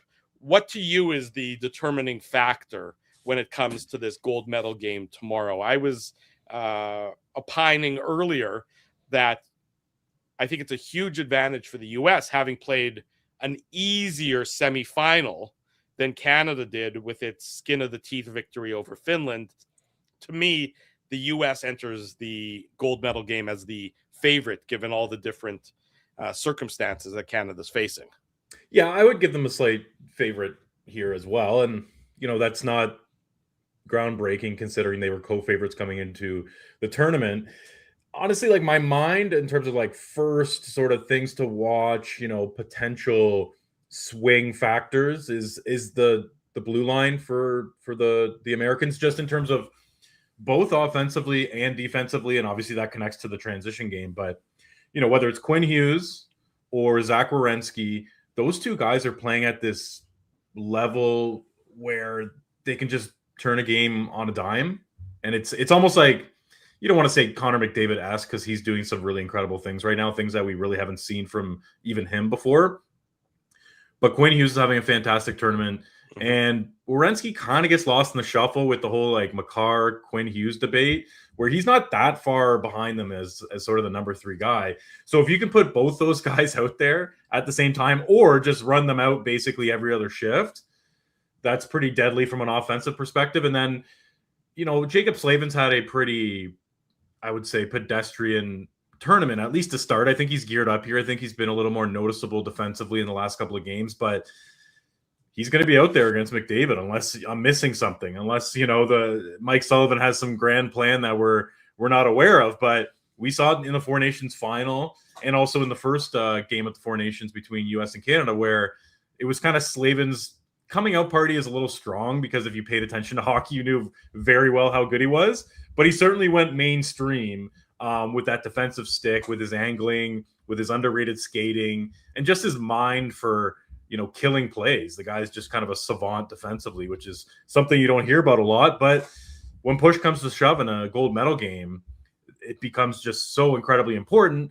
especially when you consider what's happened with Canada's offense, where, yes, they've like eventually gotten goals from the depth guys throughout, you know, certain games, but it's been kind of tough sledding for some of these guys below the bottom, the first line. And it's awesome to see that top line. It's, you know, it's clicking, but, you know, you head into tomorrow thinking they desperately need, like, you know, a Suzuki to score, or a Marner, or a Stone. Like, it can't just be all Celebrini, McKinnon, and Makar, as amazing as they are. It's just, you know, relying on one line is just not going to work.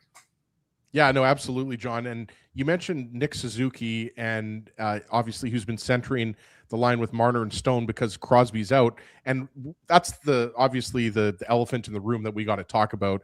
Ryan Rashog of TSN, I'm not sure if you saw, he reported that he would put it at, or I guess John Cooper, I should mention, would put it at 70%. No. Just to be clear, John Cooper didn't say that. This was Ryan Rashog reporting on his own sources. So okay, so I don't want to attribute it to John Cooper. It was a tweet from Ryan Rashog, right, who put it at 70% that he. You're right. We want to make sure we get it out clearly. But but regardless of the percentage, if Crosby is able to play John, how do you see John Cooper using him? Right, because we had him playing with Mitch Marner and Mark Stone, but Suzuki is obviously, as the tournament has gone on, he's gotten better and better. So do you see a reduced role for Crosby, perhaps? I mean, I would think so. Like, if it's this tight in terms of game time decision, and that means that when he plays, he's going to be hurt. And who knows, like, maybe he'll be sort of 13th forward and just out there for the power play. Like, maybe it gets that sort of limited. But if we think more, probably the most likely scenario, assuming he gets in, I think that it's the center depth would be McDavid, Suzuki, Bennett, Crosby, where Horvat slides onto the wing there. And I don't know if, you know, the Crosby fourth line becomes the third line in terms of usage, or if the Bennett line ends up playing more. But in my head, that's how it's all going to shake down, because I feel like, I mean, it is Crosby. Like, I guess we shouldn't count him out in terms of like what this guy's able to do, even at like 60%. Yeah, like and we've seen like Leon Draisaitl do like wild things on one leg, right? Like these elite of the elite really just have something special going on in terms of their mindset and ability to pull through. But if we look past that and think of, you know, Crosby as the human being that he is, and you know, everyone has limitations at some point, I think it would only make sense to lean on a fully healthy Nick Suzuki, who has had his moments of negativity in this tournament, and it was mostly when he was on the wing in terms of getting pucks off the wall or just like looking a little invisible. But when he's been at center, I would say for the most part, he's stood out, and he obviously had that massive goal in the quarterfinals. Well, they're talking about the new line, the fine line, as they were billed earlier today, and I think I saw something from our friends at Josh Smith at Scouting the Refs, who said, let me see if I can pull it up real quick here. Hang on, I spelled scouting wrong, but that they've had over $1 million in fines and suspensions in their career. Wow. That's Bennett, Marchand, and Wilson. $3.1 million is what they've been fined. I was going to say, I'm pretty sure Marchand's like by himself 1.4 or something. Marchand's 1.05, Tom Wilson's 1.84, and Bennett's low down at only $172,000. But that line, they were put together, is that sort of a line that you think John Cooper might be looking towards to set a tone for tomorrow's game? Maybe try and get into the grill of so many of these talented U.S. forwards and just make their lives that much more difficult? First of all, I love the double meaning of the fine line, like in terms of walking that fine line, which is so important and basically answers your question there, Drew. Yeah. I was thoroughly impressed with them yesterday. I thought, it's just one of those things where you, in your mind, go, oh, wouldn't it be great if these three guys were together? But then you think, you start thinking about sort of like logistically, it's like, well, one of them's going to do something stupid. Like it's too much sort of rat on one line.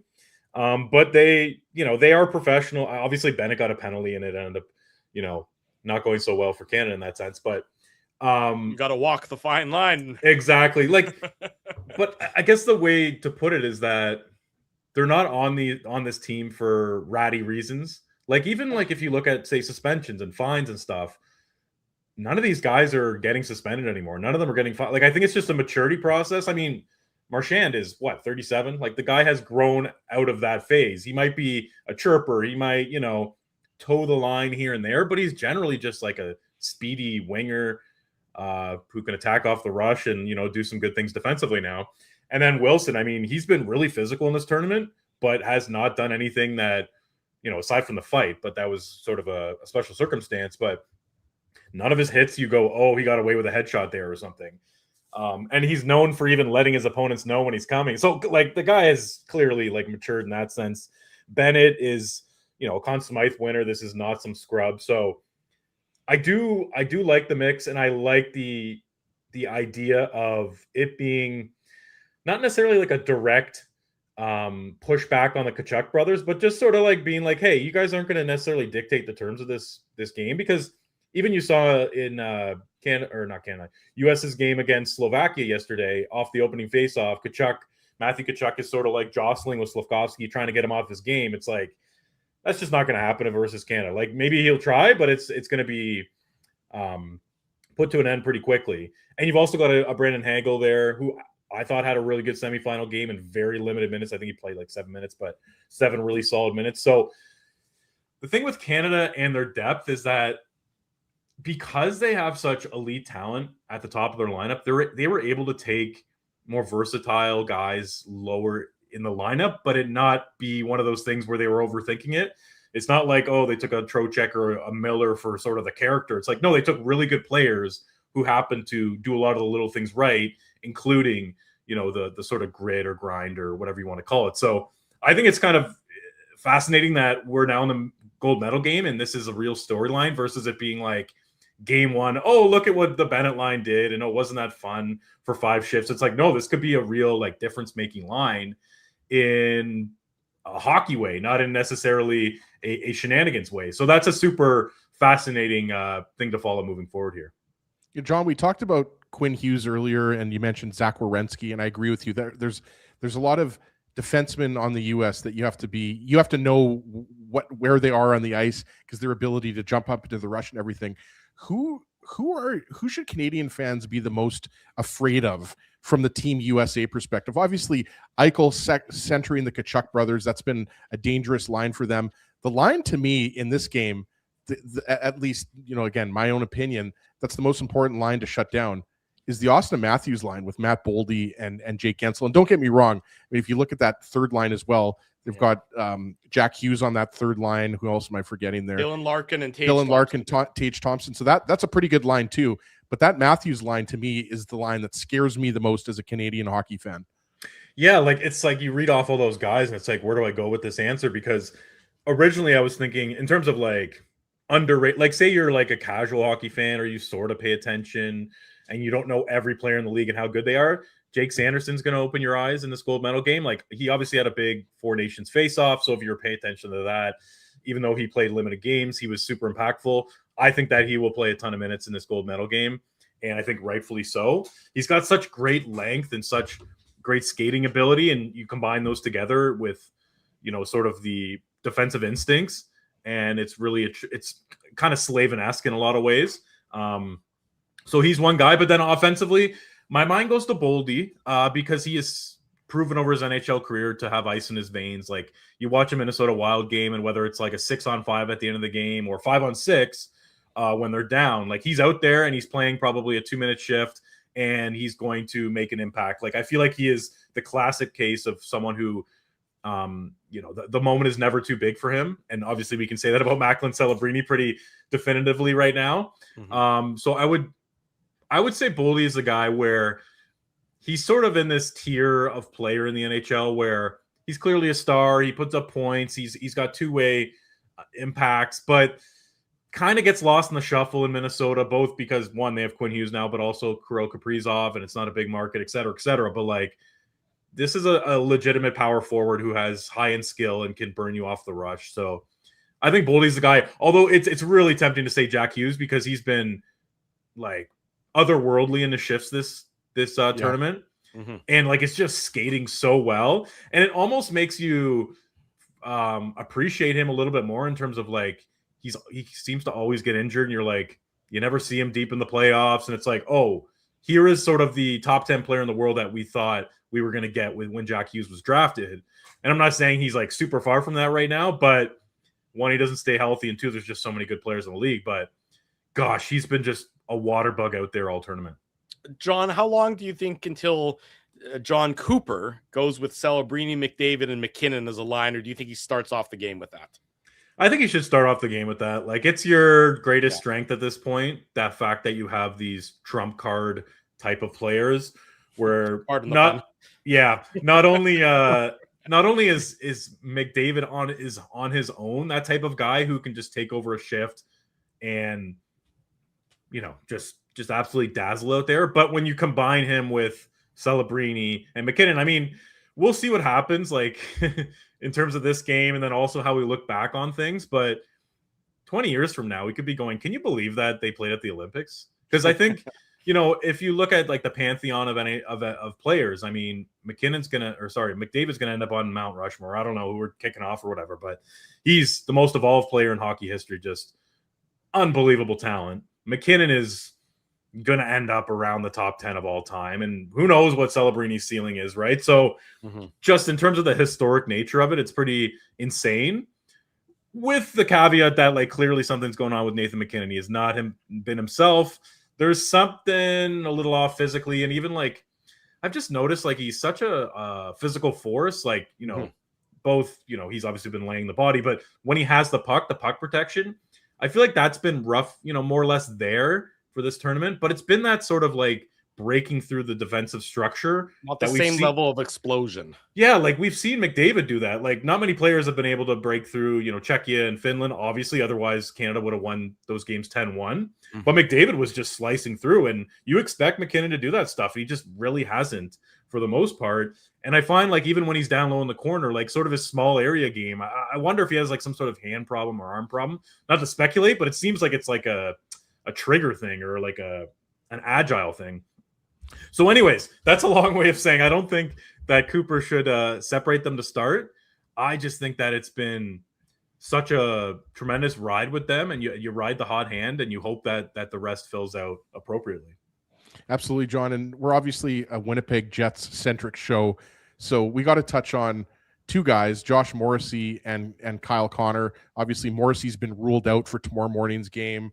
Kyle Connor, though, we were talking about earlier with Mike McIntyre of the Free Press. He hasn't necessarily been ruled out, but what is your overall assessment on how the U.S. has used Kyle Connor? Because obviously Jets fans, having watched the Four Nations and having seen Kyle Connor as a healthy scratch, and the way Connor has played this year, I mean, Drew, can attest to this. Anybody who's watched the Jets, I mean, Connor's been excellent all year long, and he can't even get in the lineup. And I'm not sure who comes out. Drew mentioned, Clayton Keller hasn't had the best tournament, so I'm not sure if it would be Keller that would come out. But what are you expecting? Like, how do you have a guy like a perennial 40-goal guy like Kyle Connor on the bench for the gold medal game? That's my question. Yeah, it's a little perplexing in terms of like, if you really didn't like his Four Nations tournament, and that would have been, totally fair, why pick him for this if you're going to kind of sit him after his, his first poor game or whatever they're deciding happened there. So I feel like he has a short leash because he's a goal scorer, because he's not, the Vincent Trocheck type of mold that this U.S. team obviously loves. And honestly, like, it's not completely offside for them to think that there are better options there. Like, as much as he is a dynamic, electric player, I find that when he's been in best on best, he's not quite, I don't know, he's not quite accelerating the same or just like finding the right space. And I don't know if that's, he's good in the playoffs. So it's kind of like, this seems like playoff hockey. So it's like, is this sort of a sustainable thing or a small sample size? I don't know. But obviously we know how NHL coaches operate. And, once you make that one glaring error or just have a quiet game and you're a goal scorer, well, we're going to go with the trustier guy. So not overly surprised by this development, but like I said, at the same time, it's a little suspect because, it's not like this. The Americans still haven't, aside from that semifinal game, they haven't had some like big offensive outburst. So I think that there's maybe a chance that he sneaks in as the 13th forward as sort of like a break in case of emergency. Like, hey, we can't generate any offense. So now this is your turn, Kyle Connor. But on the other hand, do they take out Keller? I don't know. Another guy, sorry, I was going to say is JT Miller has no points in 5 games. Yeah. So I know JT Miller, he's one of your top leaders and all that, but it'll just be interesting to see because I think, anyways, John, the reason why we asked you is because a lot of Jets fans were expecting or hoping to see Kyle Connor with Hellebuck facing Morrissey in the finals, and we're only getting 1 Winnipeg Jet out of the 3. I will say, like, I would take JT Miller out and put Kyle Connor in. Like, every time I watched him, any shift in this tournament, I go too slow, not bringing much to the table. This whole sort of like competitive captain-like vibe. Like, sure, maybe that's something behind the scenes that we don't see. But given how things have gone in with the Rangers and how things went with the Canucks, I wouldn't say he has the best track record as a captain at this point. So maybe they're just married to that sort of idea of JT Miller versus the actual, reality of it. But if I were in charge, Miller's out, Connor's in, let's go. Well, I'm just excited to watch Cole Caulfield and his 32 goals tomorrow. Is he gonna throw out the Phil Kessel tweet? Just sitting at home, like if Canada pulls this off in a 3-0 fashion, is it Cole Caulfield or is it Jason Robertson? Right? I think Jason Robertson has more of the personality / I guess reason to be pissed off and fire that tweet off just because just having like an undeniably great season and just like basically no consideration for this team. So anyways, that would be incredible, even though I don't expect it. There'll be plenty of nitpicking to come after the final tomorrow. We're looking forward to it. John Matisz will have it covered, of course, for The Score. John, appreciate your time. Appreciate your insight. Thanks so much for joining us this morning back here on the Illegal Curve Hockey Show. Thanks for having me on, guys. Enjoy the game. You too, John. Take care. There he goes. Thanks, our good friend John Matisz joining us this morning. We take one final break. We come back. We'll give you a quick update from Jets practice. Maybe Ezzy and I will do some predictions for tomorrow. We'll see. Plenty more to come. Don't go anywhere. The Illegal Curve Hockey Show continues. Presented by Play Now on this Saturday morning. I want to thank you for not betting with Play Now and choosing our illegal gambling site instead. Because we couldn't afford things like this without your money. So much of your money. Now you might have questions like, Do our profits benefit your community? No. Or bet with Play Now, Manitoba's local legal and secure gambling site. Dining, entertainment, parking, and convenience all in one spot.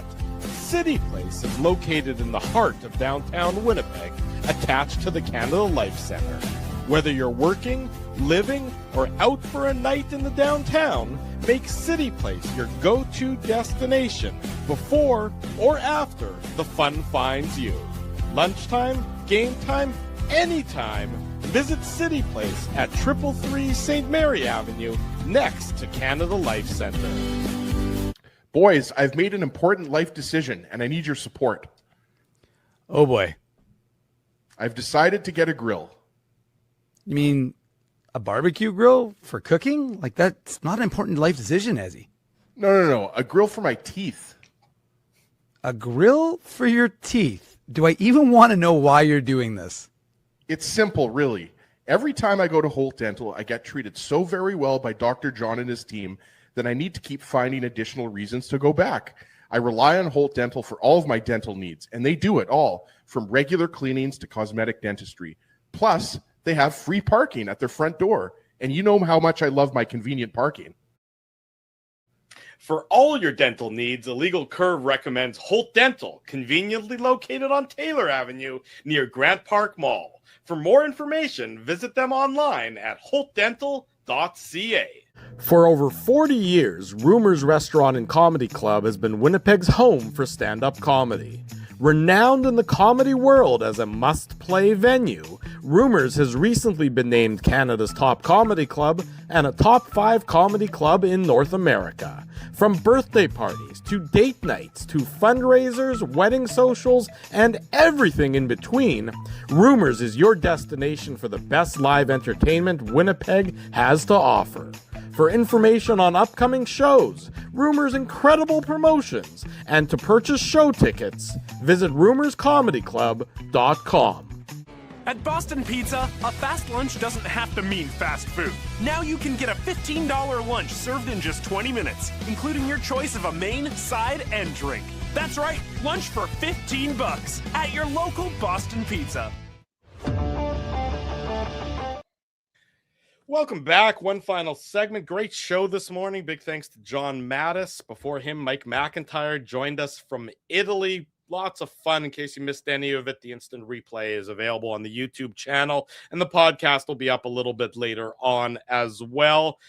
Jets are on the ice. They're skating. Neil Pionk has shed the non-contact jersey. He's in a regular jersey, which means you would expect Neil Pionk to be in the lineup, barring anything unforeseen, barring any setbacks. You'd expect Neil Pionk to be in the Jets lineup come Wednesday night when they face off against the Anaheim Ducks. Right? Or is it Vancouver? Vancouver on Wednesday. Vancouver on Wednesday. Sorry, the Vancouver Canucks on Wednesday night, and then Anaheim on Friday. So you'd expect Neil Pionk there. Hayden Fleury remains in non-contact. Colin Miller, this according to our buddy Mitchell Clinton, skated on his own prior to today's session. So he's on the ice as well, not with the main group, but working his way back on the proverbial IR skate, as the expression goes. Of course, the most important competitive events this weekend, my daughter's swim meet, third personal best in the 3 events she's raced in so far. I know everyone's been waiting with bated breath for that announcement. I'm watching it on my second screen over here, seeing the time improvements. So she's motoring along, Ezzy. I've now signed up. I've now been trained on how to be a timer for swim events. And that is totally up your alley. Right up my alley. To be a timer for swim events. I take it very seriously. So there's no question that I was in the zone last night that I was doing that. I've done some, important things. I've announced the coaches being dismissed. I've announced, the team coming back, but the pressure I felt timing 10, 11, 12, 13, and 14-year-olds and even higher in a swimming race last night was immense pressure, let me tell you. So this could be your true calling, Drew. To be an Olympic, I think I could make the Olympics this way. I got to tell you, if I really leaned into it and dedicated all of my life's resources to becoming an Olympic caliber swimming timer, we might be onto something. I'm not going to do it on the strength of my athletic feats, but maybe on the off ice, the officiating side of things. Let's get Drew to the 2028 Summer Olympics in Los Angeles. I just don't think it's going to happen, but if I really wanted to put my mind to it, put my heart and soul into it. But anyways, I had fun doing that last night in any event. Predictions, Mr. Ginsburg, what happens tomorrow morning? First of all, you're going to wake up for it. That's the first. 100%. I already told my kids I'm waking them up. I don't know, Drew, if you can notice, but I did a little wardrobe change. Yes, you're wearing red. Do you remember what year this is from, though? And who I've got on the back? Do you remember who I have on the back? Is that a World Cup of Hockey jersey? It's Doughty. Okay, I see Doughty. That's good. There you go. It's from 2014. Okay. The last time Canada was in the Olympics. And this is a large. And let me tell you, Drew. Yeah, this is tight. This is tight right now. It's form fitting, is what it is. Back in 2014, so I would have been 31 years old. I've gained a few pounds since I was 31 years old, Drew. Because let me tell you, this large is fitting like a medium right now. But no, it's Sochi. The Sochi Olympics were 2014. Turin was the one where Canada lost in the quarterfinals, if I recall correctly. Yeah, I think that was 06. Yeah, that's right. Right. So obviously, I'm a very proud Canadian, diehard Team Canada fan. I'm obviously picking Canada. Yeah. I'm going to go Canada 3-2 in overtime because we've obviously seen that score recently. So we're going to go with 3-2 Canada in overtime. And I'm going to go with my man, Drew Doughty, as the hero. I think he's had a bit of a quiet tournament. You're not expecting much from the sage defenseman from Ontario, but I'm going to go with Drew Doughty has a big performance. I don't know if he gets the game-winning goal, but I think Drew Doughty is going to contribute on the score sheet. So Canada 3-2 for me, Drew. There you go. You heard it there. The Ginsburg. It's not quite a guarantee because we don't want to jinx Canada, but Ezzy is on the board with his prediction. It will be a fantastic game no matter how it shakes out. We know that the drama will be at high levels for Canada and the United States tomorrow morning. Looking forward to it. We remind everybody the Illegal Curve post-game show that returns on Wednesday night. It'll be a late one, closer to midnight, but we trust that you'll all join us on Wednesday to talk about the Jets and the Vancouver Canucks. We want to say a big thank you to our friends at Play Now for their continued support of the program. Don't bet on illegal sites. Bet with Play Now instead. Manitoba's local, legal, and secure gambling site. 18 plus. Enjoy responsibly. Reminder, our friends at Rumors Restaurant and Comedy Club have TJ Miller in town. Demand is so high. All of the regularly scheduled shows were sold out. They've added a special show tomorrow afternoon. So either celebrate Canada's gold medal winning victory or lament their defeat with some laughter. The showtime is 4:30 p.m. tomorrow afternoon to see TJ Miller at Rumors. Tickets available, rumorscomedyclub.com. Want to also say a big thank you to the rest of our sponsors, our good friends at Holt Dental, City Place, Boston Pizza, Wheatland Hockey, and of course, coming up on June the 4th. So in about, this is February, so in about 4 months' time, a little less than that, the 52nd annual Rady JCC Sports Dinner. It's going to be a big one. They're bringing in two heroes of the Toronto Blue Jays, Joe Carter and Cito Gaston, are going to be your guest speakers, along with Winnipeg's own Rod Black as the master of ceremonies. It's going to be a great night, Thursday, June the 4th. Get your tickets now, radyjcc.com. Big thanks to all of you for joining us. Big thanks to my colleague, my brother-in-arms, Mr. Ginsburg. We don't know where Dave is, but who the hell really cares where he is? We know that he'll be back on Wednesday for the post-game show. Until then, everyone, have a great rest of your Saturday. Enjoy the gold medal game. Keep it locked to illegalcurve.com. Go Canada. We'll wave our Canadian flags, not be impartial on this one. We'll see everybody on Wednesday evening. Until then, for Ezra Ginsburg, I'm your host, Drew Mindell. And if it's Saturday, it's the Illegal Curve Hockey Show.